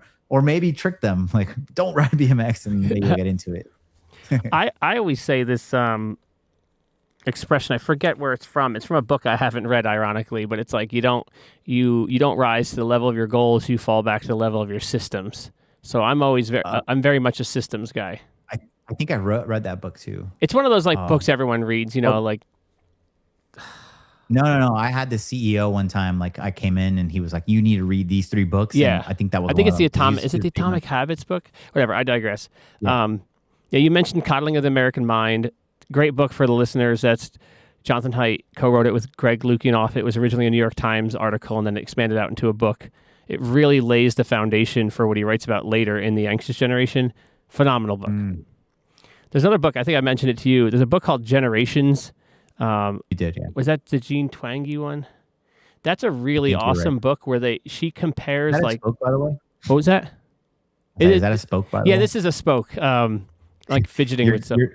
You're leaving yourself like a little imprint here. Yeah. And I actually, when I woke up 2 days ago at 4:50 in the morning, I went into my shower and my shower head fell right on my face. And I was like, oh man, bro, it left a perfect mark. And you were doing that. And I was like, wait a minute, is that a spoke? I'm mocking you. Yeah, I had a live stream a month ago where I built a pair of wheels for someone while I was doing a live Q&A. Yeah. That's sick. That's a good concept. I used to do Q&As and I used to solve a Rubik's Cube in like under a minute. See how many questions I could answer while I was solving. Oh, that's crazy. Jean Twenge has this book called Generations, and she compares like the silent to the greatest to the boomer, X, Z, alpha, whatever. And one of the reoccurring themes is like every subsequent generation adopts what she calls a slower lifestyle. I think it's the term. And she basically says that technology has made life easier, and the easier life gets, there's less stress for you to have to mature, right? Like you don't want to have to get a job when you're 10 years old, but if you go back to like the 1940s, you had to, right? Or prior to having jobs, you're working on the farm, right? So you had no free time to contemplate all this other crap in society. You were just literally working all the time. So as technology makes life easier and easier and easier, people mature later and later and later. And now like alpha generation, like kids aren't getting their licenses, kids aren't having sex anymore, they're not doing drugs anymore, they're not drinking anymore. It's kind of crazy. That is crazy to think about. But like I do have a problem with like the life is getting easier, right? Because yes, in a way it is, but I also think it's getting more like their stress levels from just via the phone are probably equivalent to like us having to work. Like, I don't know when you got your first job, but I was 14 years old and I was working for like a construction like crew. They were all drunks. And that was one of the big reasons why I avoided alcohol, because I saw all these like probably 40-year-old men that look 60 because they just consume so much alcohol. They're all puffy and beat Yeah, up. yeah. But I was working lugging concrete filled wheelbarrows when I was like 14 years old. Like, I think that also gives you like man strength like early on, and probably stunted my growth too. But I do think that like my stress level at that age is probably way less. And now, like when you open your phone and you're like, oh, we're at the verge of 6 wars. Every politician is teaching me that I shouldn't do anything because everything is terrible for me. Or, you know what I mean? Like there's all these other stressors that I think people maybe goes back to your book, the previous book, about just the anxiousness and all this other stuff, which I mean, I didn't have anxiety until my late 30s, and I didn't even know it was real until I finally got like a little mini panic attack, and I was like, "Oh man, this is real stuff," you know? Well, I will say, for anyone that thinks that, there's another really great book by Steven Pinker called Enlightenment Now, which actually lays out a really white pill version of the future, how things are better than they've ever been. And he talks about that Yeah. in the coddling of the American mind, and in Next Generation, how like crime is lower than it's ever been. Kids basically never get abducted, but we've been led to believe that this is the case. And Right. one of the ways I've always looked at it, and I'm pretty sure this is an original thought to me, although I may have picked it up somewhere on the line of all the stuff I've consumed, perhaps it's from like Carl Mhm. Jung or something. But I think you generally like you have like if it's like a video game, you have a bar of anxiety, right? Anxiety is Yeah. is a negative emotion that's tied to the future, right? Yeah, uncertainty, right? Right. When you don't adopt any responsibility, right? That anxiousness has nowhere to go, so it's consuming, right? It's like Yeah. if we have this, you sound really organized. I'm somewhat organized. I don't really feel stressed out despite having a life that would probably like kill people with stress, because like I know what I have to do, when I have to do it, in what timelines I have to do it. So you build up certainty around the anxiety by thinking about it, by processing it, by having systems and organization. Now, many people don't, they don't voluntarily adopt any sort of, responsibility insofar as like having kids or having jobs or anything. They're just kids on Yeah. their phone, and then the phone is giving them all like the ridiculous stuff. So that like Sure. undefined anxiety becomes this like dark cloud over you that you just like, it like rules you over. And as you, Did you know that to your brain, it can't distinguish the fact if you were watching a video of a lion devouring a prey, it can't distinguish it from it actually happening in real life. Like you feel the same angst. You can go in through the same stages as if it was happening right in your presence.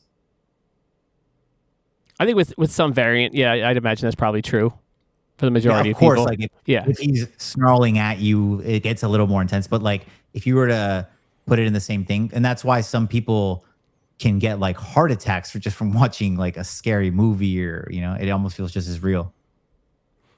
Yeah, well, yeah, obviously, like, there's different people that have different experiences that they engage with Sure. stuff Yeah. differently, obviously. But I think I think that's generally true for most people. Life, Yeah. life can be tough. And so going back to that, like, I don't know, man. We grew up in a messed up era where I'm sure you saw like Faces of Death or Rotten or one of those websites that showed you like somebody dying like when you were super young. And so you get desensitized to it. But man, I saw a video like a week ago on Twitter that really just like stuck in my mind of like just something like a snuff film type of thing. And man, like when I saw it, and I've seen some crazy stuff. When I saw that video, I was like, oh, I had to shut it down, and like my hands were clammy. I was like, oh man, this is awful. I don't know why I did that. Yeah, but I mean, this is not kind of where I really wanted to go with the conversation. But I love these types of conversations. Yeah. 50 years ago, 100 years ago, like that sort of gory stuff, that was life, man. Like you're gutting your own animals and everything, so you're around that stuff. I think because I we agree. don't interact with that, when you, especially all these videos coming out of Ukraine and stuff, watching people get blown up, it's Oh, like they're so Those are jarring. gnarly. Yeah, it's like Yeah, it's dude. incredibly jarring. Yeah. But once upon a time, man, like life was just so gnarly, like that. There was, yeah, I agree with you, but there was also like almost like a sacred angle to it. Like if you were bludgeoning something, it was probably to survive. Now it's people are openly shooting each other in the face. Like obviously the ICE stuff, all these crazy things that are politically or monetarily incentivized. So I don't know. I just feel like we are headed again, the singularity, the great reset. Like obviously, like you talked about way earlier in the podcast about how COVID, it just expedited everything. All these things were going to happen. Like there was going to be all these shifts. That's why when I first heard the term pandemic, it all clicked. I was like, oh man, there's definitely some nefarious, forces guiding Well, all this stuff. the other thing is the algorithms, like they want things to be as like insane as possible. There's nothing that rewards journalists for being for waiting for the details to come out to be as accurate as possible. The reward in the views and the comments and the money that comes with those is to be the first one to break the story, and to break the story the most ridiculous way you possibly can to get the views, gets the clicks. So everything, like we're actually living in different realities. And I go out of the way to make sure nothing on my, with my skate park is political. We don't take a stance on anything. I don't post anything publicly because this is not the place for that.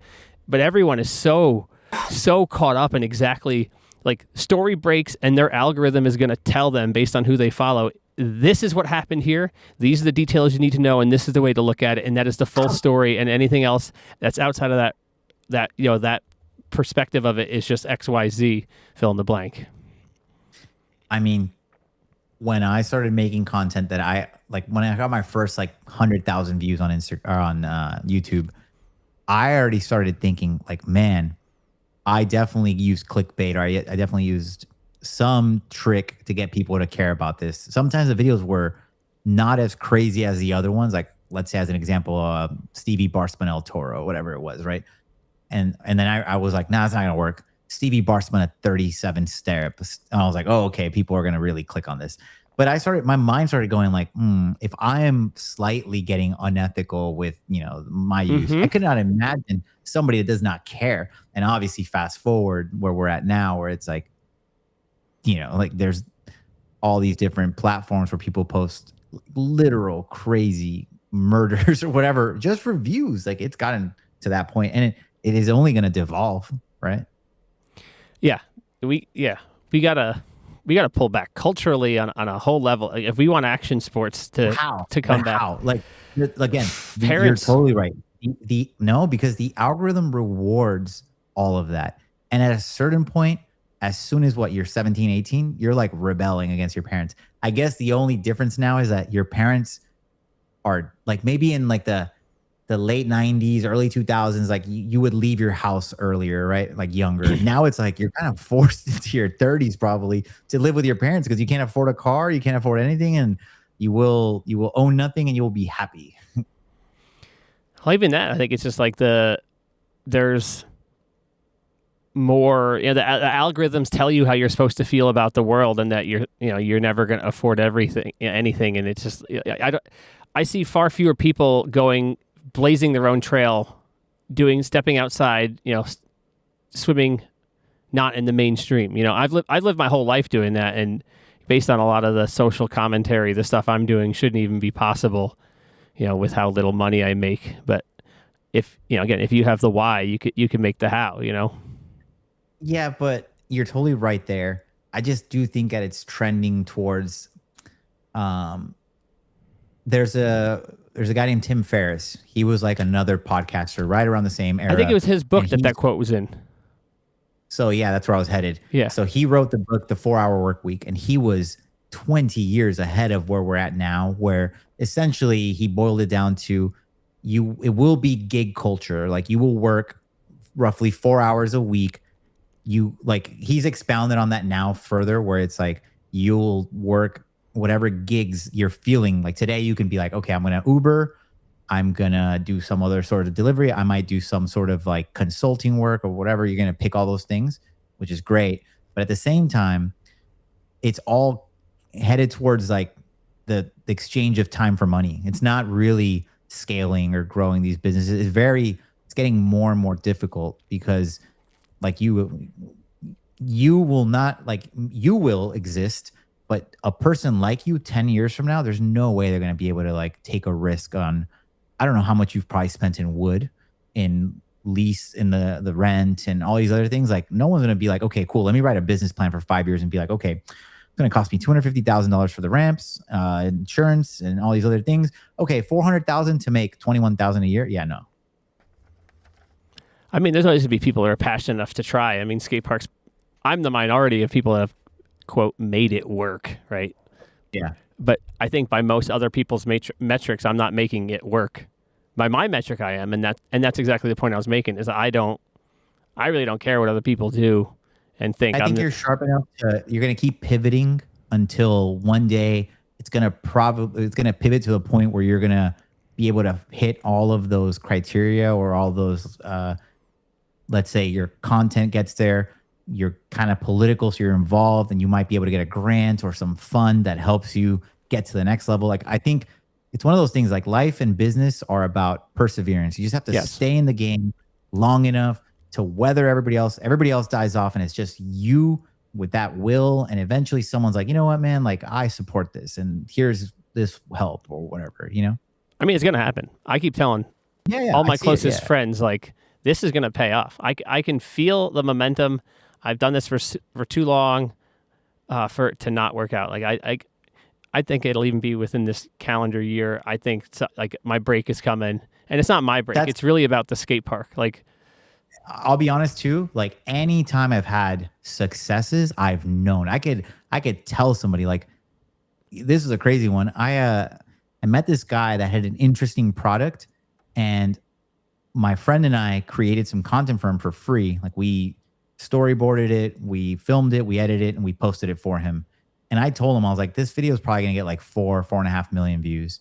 And literally, dude, the guy calls me like a month later. He's like, bro, it's at 4 million views right now. Like, how did you know? And I was like, I don't know. I'm just good at knowing when something is going to hit that escape velocity. Like, I know your brand. I know that if we did it this way, whatever. And it's been like that for a lot. Like, that's the other thing about success. Success is like iterations of it. You can't just do it once and get lucky that one time and make it forever. I think it's a lot of, if you can replicate it and evolve it and change it, that is the real success of being able to recreate that. Yeah, I think given all the stuff we've talked about, the fact that like what I'm doing is really wholesome. I have crafted a narrative. I am fighting against the phones and like, you know, culture to some degree, despite trying not to be cultural.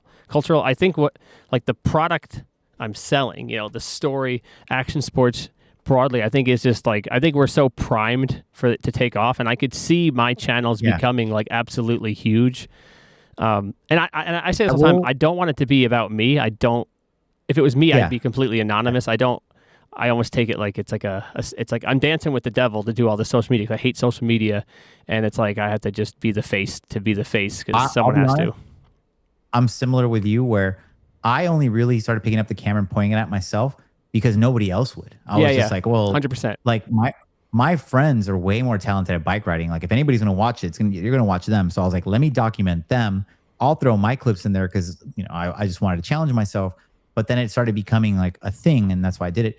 But one thing I will say is, I have to find it and I'll send it to you. But there's this kid, I think he's in California. He has a video series where he bought a bowling alley, and he's doing every step along the way of like what it takes to run the bowling alley, all these interesting facts about how he's got one of the last bowling alleys that actually has the machines that drop pins and all. And bro, like, at first it was like awful. And now he's getting like, when I watched, it was like every video gets like 60 to 70,000 likes. So that could be millions and millions of views. And people just took this whole, because he's a really good content creator. He does, you know, like, he's talking under the pins, and then he pops up in the lane, then he's outside, and he's on the building. He's one of those that like knows how to craft the story. Yeah. And is it very enticing? Like, one of the videos that he just dropped that I saw is he has a section of his bar within the bowling alley that has a wall, but he can't tear it down because the city won't permit it. But that's the only way he thinks that he could get more people to buy alcohol while they bowl, so his business doesn't have a bottleneck there and all these other things. But he just one day tore it down, and he's like, well, I'm going to face this. But now I'm all like, oh, I got to watch this other piece of content. Even though I don't follow him for whatever reason, I just am like now latched onto that story. So something to recommend for you is that aspect of it. Like, hey, I'm battling the city, or the real time, even though they might not be real time, but perception of the real time battles that you're overcoming like are super interesting. In the summer months, like on my trajectory to where I got now, I did a lot of content was more about like what it's like to run and own a skate park. But now I just with the ongoing construction projects, that's just like the content I have to make because I don't have the time to curate this or that. It's just like this is literally what I'm doing, and I'm sitting on like a pile of video ideas, and some of them are drafted out, like because I had some videos that did really well just talking about like, like, hey, this is how a commercial lease is structured. This is how, and a lot of people have no clue about any of that stuff, let alone in a skate park. I'm just saying like if you still crap the same video, but you have that one clip where you like are on a skateboard and you slide from underneath the ramp and you're like, I bet you didn't know that these skate parks, and you go to another clip and you're like, cost $500,000, whatever it is. Yeah. That like those like attention breaks, they perform so well, and it also makes it fun for you to get creative like that. That thing is, I just some of the stuff feels so cringe, and I don't want to do too much of it. I feel like I try to walk a decent line between being serious and playing some of the goofy stuff, and depending on what video it is. You put one day where you're like, I'm just gonna do something like different. I have a feeling like we'll talk like a few months from now, you'll be like, damn, I started doing those little things and all of those have 1 million views. You're like, you were right. I have a lot of really great ideas, especially if my channels get to the point where they start to generate income and I could spend some money on some projects. I think I could do some like epic content if I had some expendable income. My recommendation, it kind of goes back to like your passion thing. If you don't focus on the monetization, because even if you get 10 million views on the short form, they don't pay that well. Like I think in October through January on Facebook, because they're doing a resurgence, I got 32 million views, and I think I ended up making like $2,500. But for how many views that was, I was like, oh, this should have been way bigger, because I know what YouTube would have paid for that. So just keep that in mind. But my recommendation would be like, as you're getting these videos with a lot of momentum and like they're performing really well, I would have events. I would be like, hey, if you really like the content, I'm having an event here, like where I'm going to do awareness day or whatever. Even if you don't skateboard or BMX or whatever, just come hang out. $5 donations all day. You'd be surprised how many people show up. And that $5 that you get, you're going to keep all of it. You're not splitting it with Facebook and taxes and all this other stuff. Yeah. It is crazy. I never wanted to do content like this because I didn't think there was much utility in being popular across, a larger geographic area, because I just want people, within, an hour drive to come ride the skate park, right? But just because of my back being up against the wall and COVID or post-COVID downturn, I'm like, I got to do more stuff. And the amount of people that come into the skate park now who are like, dude, I found you on TikTok, or I haven't rode in like 10 years, but like, I love your videos. So like, I did not expect that. I did not expect it to actually turn over into regular tangible sales, but it has. I forget the exact quote, but it's like necessity is the mother of all innovation. Or something along those lines. Like, I know you might hate it. You might think it's cringe down the road, but it's like, if that cringe content gets you another 10 years and, necessary evil. I don't want 10 more years here, but that's a different conversation. Like, you get what I'm saying. Like, whatever it is that your goal is, like, it can help you get there. I want to blow this stuff up and then sell the skate park to someone and then stay involved and work here for someone else and make videos and basically make my brands. You ever follow Gary Vee? I know of Gary Vee. I don't follow him. Okay. He's such a smart marketer. Sometimes like it is cringy that he curses a lot, whatever it is, but he's a very smart dude. One thing that he's done is he's created a lofty goal that everybody can get behind. So his main goal is to buy the New York Jets. But obviously, he has to make billions of dollars to do that.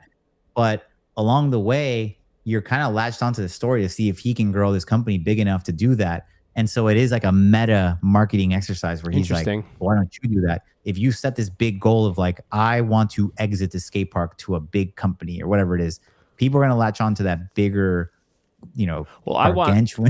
I want to make like some nonprofit or otherwise consulting company for action sports and skate parks more broadly, because there's no centralized like body to help people, whether you're trying to build an outdoor park or trying to open an indoor park. There's literally nothing.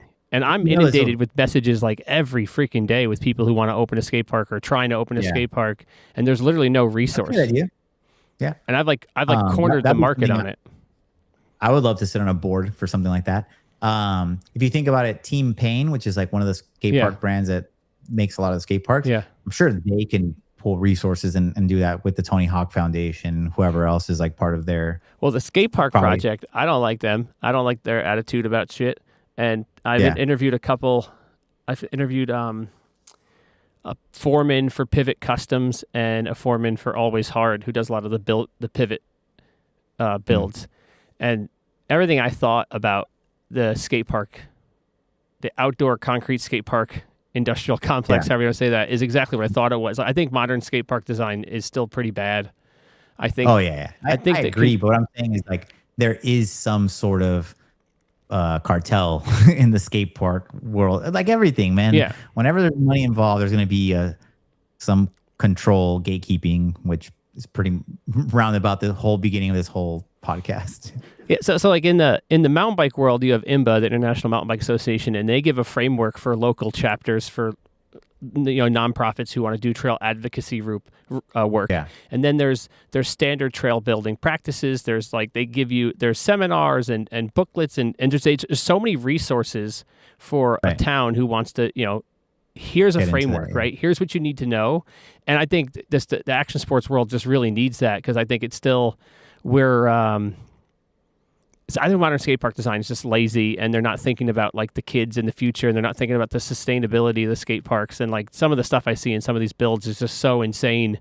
Like it's like, did they like design it and then take a step back and look at it, or did they just go check off the boxes, send it to them, and then they'll pour the concrete and whatever? And the guys I talk to who build these, they're pouring the concrete, going, why is this here? But I think everything corporate is like that, where they have the original blueprint was badass skate park. And then somebody's a regulator like, that's a blind spot. That's too steep. That's going to kill somebody. So they chop that up in half. And then it becomes this whole. I think it's the other way around. I think you need someone like that. Have you been involved in any how they work with these outdoor parks? They have these design meetup things where people can like select what types of features they like. And then whoever shows up to the meetings gets a really large, they get a disproportionate say in what gets built. And then the designers but I definitely I kind of knew how it worked. The times that they had these meetings were like Tuesday at 9 a.m. and I was like, there's no way I can ditch whatever I got going to go for this thing or whatever it was. So the three skateboarders who don't have jobs show up and they're like, bro, we want a 7-foot with pool coping. And then the guys who design it just check off the box. And like, there's a new skate park in Scranton, Pennsylvania, and on one side of the skate park, there's like a 6-foot quarter with pool coping. Nothing else in the skate park is even close to 6 feet tall. It's useless. Yeah. Like if you dropped in on it, you're going 100 miles an hour with nowhere to go, and if you're trying to get speed for it, you can't. The people that are probably making decisions are now in their 40s, 50s, or 60s, so they want something mellow that's fun for them and not going to push. Yeah. They just check off the boxes. It's different. Like I am fiscally tied to the usability of my skate park. These designers and builders are not. They just design it and then they go, cool, see you later. Yeah. And it's concrete. And it's there forever. Budgets. Yeah. And they have budgets I get it all. Yeah. Yeah. They're selling more skate parks. It's really, really weird because they're selling more skate parks than they can build, despite action sports being at such a low point. But that's because we've hit like something like a critical mass where towns finally understand like, oh, we got to build skate parks because kids actually want to do this. There's something else there. I think it's more like drug problems, gang fighting. They're like, what can we do? Just shove them in a skate park. Maybe out there. I don't know. I saw so much of the craziest fights and all this other stuff at the local ghetto skate parks. Like I saw someone get stabbed in the head one time. Like, that was crazy. Well, that's like the old generation of skate parks where they stuck it in a bad park and stuck it in the corner and don't care about it. Oh, bro, have you ever been to Las Vegas? Like some of those skate parks are in the hood. It's crazy. I almost got mugged there. Jeez. Well, Alfredo, we were all over the place. So that was a great conversation, though. Sorry, that's how my brain. No, that's cool. I think there was a lot of gold in there. I think that was pretty dense. I hope there's definitely going to be some overlap or some traffic, probably from like all the negative BMX stuff, the perception of the negativity. But I think once they get into it, like they'll understand like we are truly BMX nerds, that like we care about this stuff. And even if I'm not in the trenches anymore, like with a store in LA. I still care about it, and I always try to find ways to loop it back in or pop back in and be relevant in a way of like that's not negative. Like again, that video was more to inspire conversation, to get people to think, and to honestly get the brands to give a shit because like they can say whatever, bro. During that our run, the come up and on some shit was like a central point of BMX, at least on the West Coast, if not all of the US. And I know this because so many people would fly from around the world for our events or things that we were doing. And that helps propel the sport and the pastime and everything else. Yeah, there's that quote. It's like something like, it's like small minds talk about, people, average people talk about events, and like, smart people talk about ideas, right? That's the thing. Right. And a lot of the stuff in the action sports world, most people are not out there talking about like the underlying ideas and stuff, right? And that's a lot of the places I've got myself into trouble by upsetting people is like they didn't realize we were talking about two separate things. They're just caught up. Like that was the whole when like Montana, Ricky got this whole thing saying that thing about Chris Doyle. Everyone was so caught up on like talking about like Chris Doyle, they totally missed the point he was trying to make, and he probably could have made the point better. But in that same vein, like as I said earlier, like there's the activity of, the sport, right? And then there's the subculture and there's the industry. You're talking about the industry, the subculture's whatever, it ebbs and flows, but the activity that, of physically riding it's the best. We can all, if you're listening to the show, and if you made it this far into the show, you ride or skateboard and it's incredible. When I got out of the subculture of BMX, and I was obsessed, like unhealthily obsessed with who did what trick at what spot and who found this spot and who did this and blah, blah, blah. And then I started my business and I couldn't tell you any riders anymore. I hardly know what's going on in the subculture. But once I detoxed from that, from being like, I'm not going to ride unless we're filming, I totally fell in love with the activity of BMX, not caring who's watching or what's going on. Like BMX is awesome, or skateboarding or whatever you do. It's the freaking best. Yeah. So you make this video saying, the culture and the industry are, we're at a low point, and I completely agree. We're at a low point, but it doesn't take away from the activity. The activity is always going to be awesome. Correct. And like for me, I never had a demystifying aspect with like the sport itself. Like even if I was down on my luck, even if I got injured or whatever, I would wait the time that I could ride again, and I would just put my headphones in, and it was the only thing that kept my mind going away from all the other stuff. And so I've never once, even if I was like, oh man, I'm so bummed, I'm going to quit biking, I've never had that thought. Like right now, I've just endured some of the worst surgeries I've had in the last few years to have a chance to continue riding in the future. And for me, I kind of wanted to never lose that aspect of it. So if I had to go outside of BMX to make money, so I didn't have to pull from within the industry, which is what I ended up ultimately doing, it kind of did that too. It rekindled the fact that like, I don't like the brands I support them because of the people that are within it, because they do the right things per my prerogative of BMX.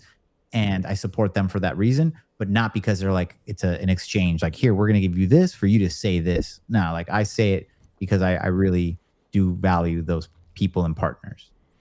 I got one more question for you. And I'm going to start by explaining this this kind of theory, this idea I've been playing with and talking to people. Given everything we've said today, I've been using this analogy, right? I think BMX or skateboarding, whatever, your action sport, they're cool in and of themselves, right? Like BMX is just cool. Kids are going to find BMX. Kids, before they even, like myself, before I even knew BMX existed, I loved riding my bike and going off a little jump in my yard or whatever, right? I think the BMX industry, for a long time, I think the people who have run these brands have basically, they're out there in the infield and they're getting hit ground balls right to them, right? Because the kids are just coming into the sport and they happen to have the market share. And obviously they had to do something to have that market share. They were good enough to be the brand that they were the kink, the fit, whatever, the Sunday, the shadow, right? And, for 20 years or so, they're just getting hit and ground balls, fielding them, throwing them the first. They're basically just at practice, but they're thinking they're MVPs. They're thinking they're all-stars.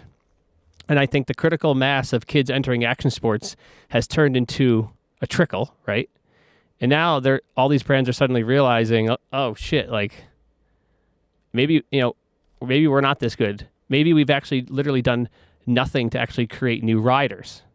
And that's where we're at now. I think the next brand that really rises up in BMX is going to be a brand that finally steps out and does something different. I don't know what the different thing is going to be, but they're going to do something different that's going to actually start to reach kids where they are and create that rider, not just try to sell the kink handlebar to the kid who's got a Sunday handlebar or whatever. So my question is, what do you think someone in action sports, what these brands in action sports, what do you think they can do to try to reach kids, the 99% of kids who aren't riding yet, and try to inspire them to start riding? So I think what we talked about earlier was about the pandemic. And if you think about it, that was a stress test for all businesses, and BMX failed. I think that you're right. They got almost like too big for their britches, and they thought they were the dopest because they were getting a lot of lobs. And once things got tough and budgets shrank and inventories ballooned and they got stuck with all these other things, they have been trying to get out of that for a while. And because they're in the middle of the fire, they're not able to innovate or get outside of that, get outside of their own way, and then even compete with each other or even communicate with each other. They just have so many issues. And so it almost, my friend Fu and I had this conversation right during the pandemic. I was like, here is a time where there's a chance for everybody to go back to zero. And my theory is that if everybody goes back to zero with a long enough timeline, everybody that was once successful will go back to being successful, and everybody that was once a failure will go back to being a failure. It just took a little bit longer for BMX to get there, but I think there are finally the phase outs, the growth stages for some people, or the restructuring. Unfortunately, recently, Ron Bonner passed away, but he was one of the very few visionaries that actually transcended BMX, made a viable brands, went outside of that, went to China, set up the very first American-owned manufacturer in China, which then produces other brands in BMX and sends them back here, and created all these systems and thought outside of all this stuff. And that's why that brand weathered that storm. And I do think that for BMX to really, truly flourish again, they're going to have to find ways to finally really mesh with content creators, with other sports. Like, I don't know if necessarily a BMX brand, like let's say Haro Bikes, getting into mountain biking and kind of making their riders ride all of their bikes, and obviously like now they've cut their team. I think Chad Curley's off. I think Dennis Anderson's off Haro as well. I heard rumors that they're going to go to Huffy, all these other things. But I think there's almost going to have to be a circle moment, like a full circle, where some of those older brands like the Mancuso or the Huffy or whatever are going to come back in and pump some money into BMX. And it's up to like the core brands to figure out some sort of, again, system where they have a girl trail rider, a girl street rider, a LGBT person, just different people from around the world, and create a different kind of vibe where it's not just like get in a van and film this. It might be like, hey, we have these 3 people that are making lifestyle vlogs. We have these other people that are making TikToks, but they're all maybe cross-contaminating or cross-pollinating each other, where like you have like almost like when Dave Mirra went on Road Fools, everybody's like, oh my God, Dave Mirra's here and he knew this big thing, right? But it has to be like that, but from maybe the e-bike community. And like there's a kid that's really good at e-bikes, but he also BMXs, and he also is into, I don't know, some rare art or something like that. Because I think that I think the era of being one-dimensional in anything is over. I think we're all interested in things like you frisbee, or you said frisbee, right? You do rock climbing, you do exercising, stuff like that. Frisbee golf, I think you mentioned. So, and same thing for me. I'm into cars, I'm into guns, I'm into all these other things. And if you can find a way to make all of that cool and fun and interesting for kids, then I think that's where kids can gravitate towards like that content creator. Because 2 years ago, Ron Bonner and I, like, we sat at I went to his house, and we sat around a fireplace and we drank, like, honestly, I think it was like 9 Coors Lights each.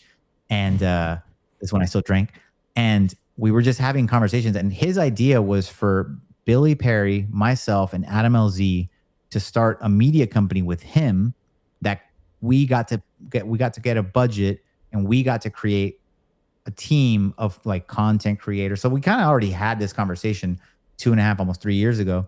And that's where my mind is at, where the rider is almost like the inverse of what it used to be. Like, it used to be the brand would create the riders and basically propulse them into like, let's say, mainstream-dom or whatever it was. Yeah. But now I think it's the opposite. Like, the content creator has the power, and then the brand can just plug in with them, and then the content creator can expose their audience to those people. And then kind of like a Billy Perry or an Adam LZ, or like what we did, we had our own web stores where it's like, oh, if you really like us, buy not just the clothing, but buy the bike from us and buy the signature rider's bike. Like, at one point you could buy like the Stevie Churchill shoes, the shirt, and the bike all from us. And so we created almost like that vertical integration of a product line. And so I think that brands need to do that with the content creators. That's ultimately, I think, where it should head. I think you're correct. I think we didn't get to it in this conversation, but I have this whole concept of the decentralization of action sports, but you kind of summed it up pretty simple there. And I think, like my thing has always been a narrative, people attached to a narrative. I think content creators are great at a evolving story. If I ran a BMX brand, I would be scouring the web looking for, particularly for me, I would look for like parents and kids who ride together, sponsor them. That's a cool one. I would be like, hey, we'll send you camera gear and everything. And this is just, you might have a little more insight on this than I would, but I would think, I would do like a matching on content creation. Whatever dollars you can generate through content creation will match, on like a 1-year contract or whatever. And you equip them with your products, and then, equipment to film and edit and whatever. And then you hope they craft a story, because people like that, people learning, especially, and parents learning together would foster the type of, The prime example of that is Braille skateboards. You know how like they kind of created like their own little alternate universe of skateboarding, and it was sub channels that all fed into the main channel. If you think about it, we kind of did that with the Come Up too. Like, there was a certain point where Nate Richter would do the Come Up vlog. I had my own vlog. John Hicks had his vlog. Mikey Tyra had his vlog. Adam had his vlog. But they all fed into like the ecosystem. So people could discover us from the bigger branch. And then if you really liked my personality, you went with mine. And if you really like John Hicks's or whatever. And then eventually those sub characters had sub characters of their own. And so it created that ecosystem. And then the content got tossed around between our channels, but stayed within BMX. Yeah, totally. People don't do that anymore because they don't collaborate. They don't talk amongst themselves. And now it's like, like if you look at New York, it's like Billy Perry is one island, Nigel Sylvester is another island. Then you got Anthony Panza. None of them really ride with each other. Like it just became kind of like that, like more, what you said, decentralized or. Yeah, and when I had Jay Rowe on the podcast, the TM of Kink, he made this comment to me about, he said that I wasn't, quote, in the industry, which is kind of crazy because I've been in the bike industry for 20 years now. But his view of it is that, like, if you're not working for the brand, everything else is outside. Like, he's inside, right? So there is like this kind of mystery. You know what that is? Was that? He got programmed. He got indoctrinated into believing that if you're not part of the Kink system, none of this would work. If he think about it, like as an example for Jay, nothing against him, but I'm just using him as an example. If he would have grown his own marketing agency this whole time and just been cultivating like riders and stuff like that, he could then sell his expertise to Kink and 5 other brands and make 6 figures, no problem. Yeah, I think there's like, I don't know if I'd say necessarily gatekeeping, but there's definitely this separation between what happens behind the scenes in action sports and what's public, and I think that's a really that is gatekeeping. Yeah, I think that there's like a even Sabrosa. The name of Sabrosa means under the rose. Like you have to be part of this secret society to like make it work. And like it kind of was like that, like in a way, but not as gatekeepy as like a media company that does it. It's like, well, if your sponsor doesn't advertise in our stuff, I'm not going to post your video. Yeah, I think there's a really lush green pasture of content behind that curtain. I imagine how sick would it be, just like kind of you were saying, the ecosystem the Come Up had back in the day with all the vlogs. Imagine like the TM's in the office. He's at the bike company. Oh, I just got off the phone with so and so. He needs this. They go in the warehouse. They pick out the product. They ship it. You know, he makes his vlog, mini vlog, short, whatever. Mails it out. He goes, "Oh, you better be following Alfredo. He's gonna get this box in the mail." You know, and then on that channel, you get the box. You open, you throw it. Like you can create this intertwined ecosystem. I agree. But you know what ends up happening? Somebody internally is like, oh man, you don't want to shout him out that much because then he might get too big. He might get too popular for this. And then eventually he's going to leave us. And like, there's all these weird things. But if you look at a lot of riders, like, dude, they end up riding for these companies for so long. Look at like Johnny Rakis now having like this whole uproar with Fiend and all these other things. I don't know if you kept up with that, but was he the one that like was upset about the contract or something? He was essentially upset that Fiend didn't drop his part without a paywall. So kids had to pay $5. But he was trying to do the math like, oh, if 50,000 people pay $5, then they have $250,000 and I didn't get that fraction share, whatever. But it is interesting to think like, you know, sometimes people do think they're more than the brand or less than the brand. It is all interesting. Yeah. But in reality, how much did Garrett and his partner dump into the Fiend program for him to be able to travel and do all these other things? Like I can see it both ways sometimes. But again, to me, that would be solved if you had a team of like content creators that were all doing their own thing and then sending back to the mothership, let's just say, like their best content, their best whatever. Fiend would then be outside of BMX and be like, man, look at this brand that's like touching culture and doing all these other cool things. Well, that just goes back to the, you know, the same comments about the industry being antiquated and like they don't want to let go of the model they've always had, which is like they want to be in control of what happens. Oh, we don't want this guy to get bigger than the brand. It's like, well, it's not how it works anymore, you know? Things change. You got to adapt. Yeah. But I mean, who knows? Maybe somebody here is listening to something that they could interject into one of these brands and hopefully it reaps the benefit, because I want this to be around forever, obviously, but eventually if enough people do leave because nobody wants to have the conversation because they don't want to get lampooned by a bunch of hate, it's like, well, then you're just going to gatekeep it till like no one but your 7 friends drinking beer on the Unclick podcast can do it. My next shirt coming out actually says no gatekeepers. That's funny. That'd be sick. I'll buy one. My last thing. Spoke man. BMX aside. Spoken. In the skateboarding world, the gatekeeping is much worse, in my opinion. And I call them the deep skate. And there's a similar thing. That's a good one. That should be a shirt. Yeah, I'm going to do a video on the deep skate one day. And that's a great way to get views pissing off skateboarders, which they're pretty easy to piss off because they're all those are the deep skate. You know, everyone knows what I'm talking about. There's like this group of skateboarders. They're all ideologically possessed, and it's like, you know, pool coping is the best, and scooters are gay, and like just bikes still ruin skate parks, and I don't want to pay, and I don't want to wear a helmet. Like there's like that gate. That's the deep skate, and I love that, man. That's such a good one. Those people, they can go off and do their own thing. That's a shrinking cohort. You could probably start a series where you tackle like all these things. After my video went crazy, I have so many good ones in the chamber. I just haven't had time because I'm working on these cool projects to do. But I do have a few that kind of like go at skateboarders as well.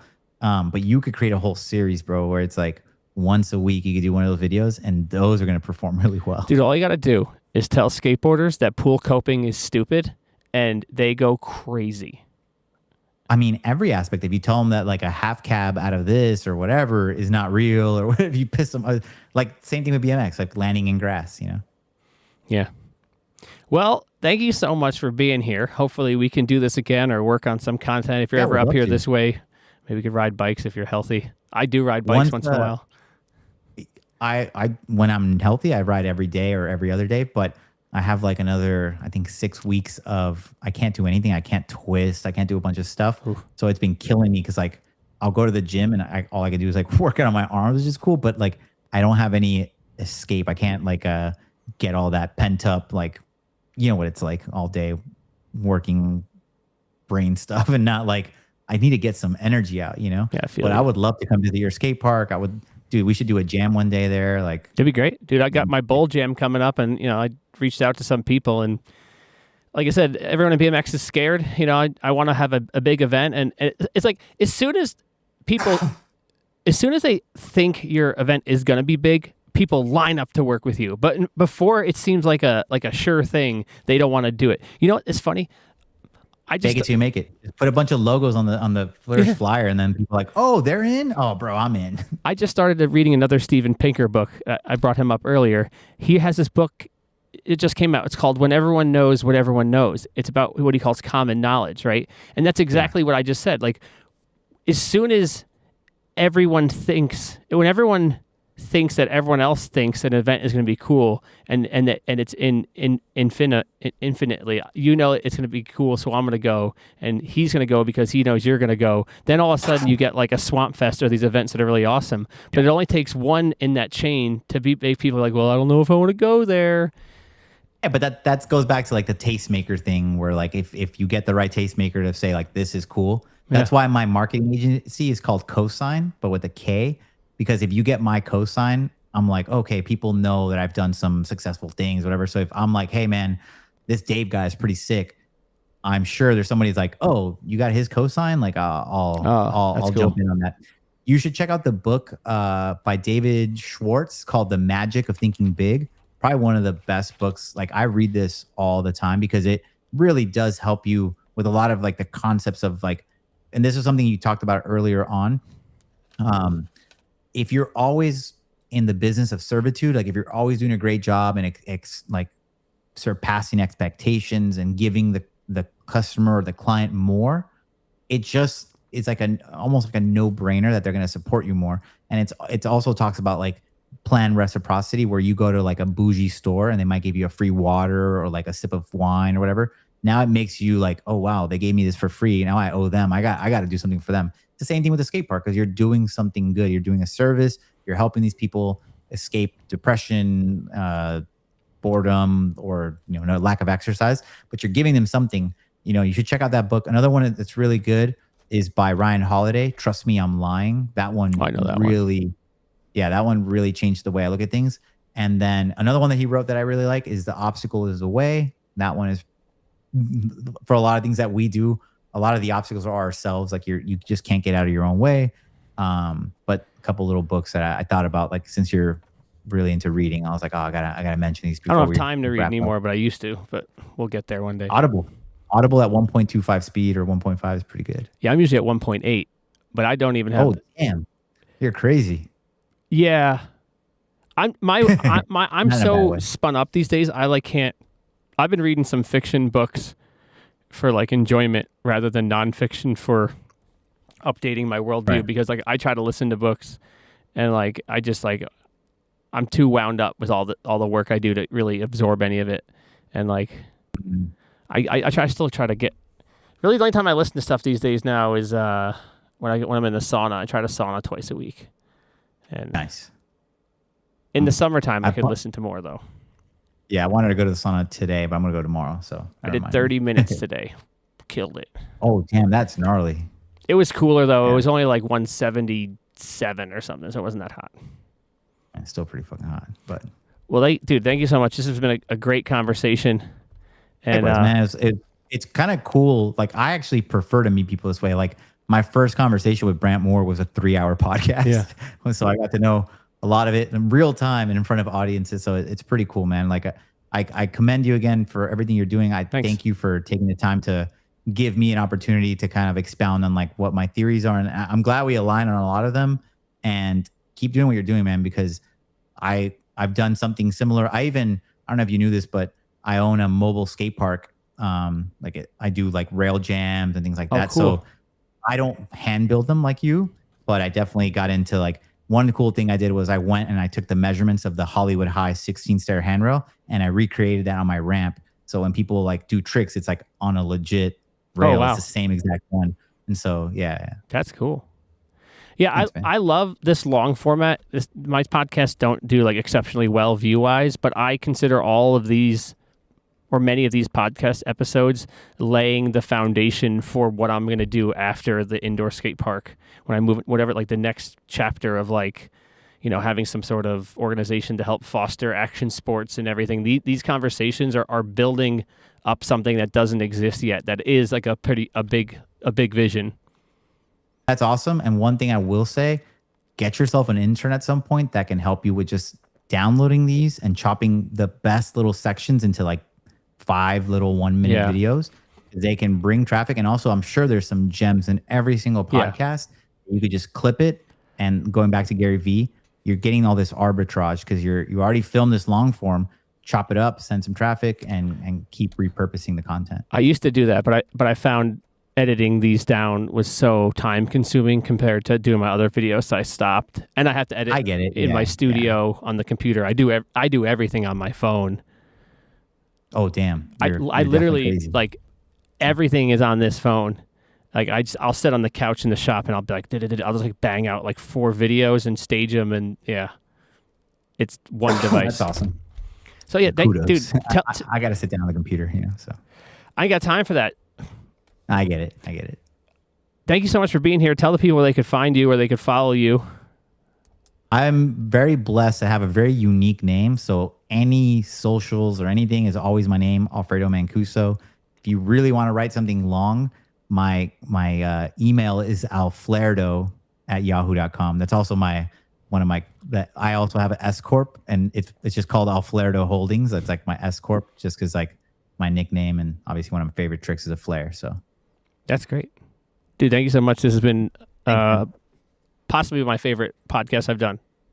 Possibly. Likewise, man. It's probably one of the most engaging conversations I've had, especially like just getting to know someone. It's pretty awesome. So keep up the good work, man. Yeah, take it easy, man. Kudos. Have a good one.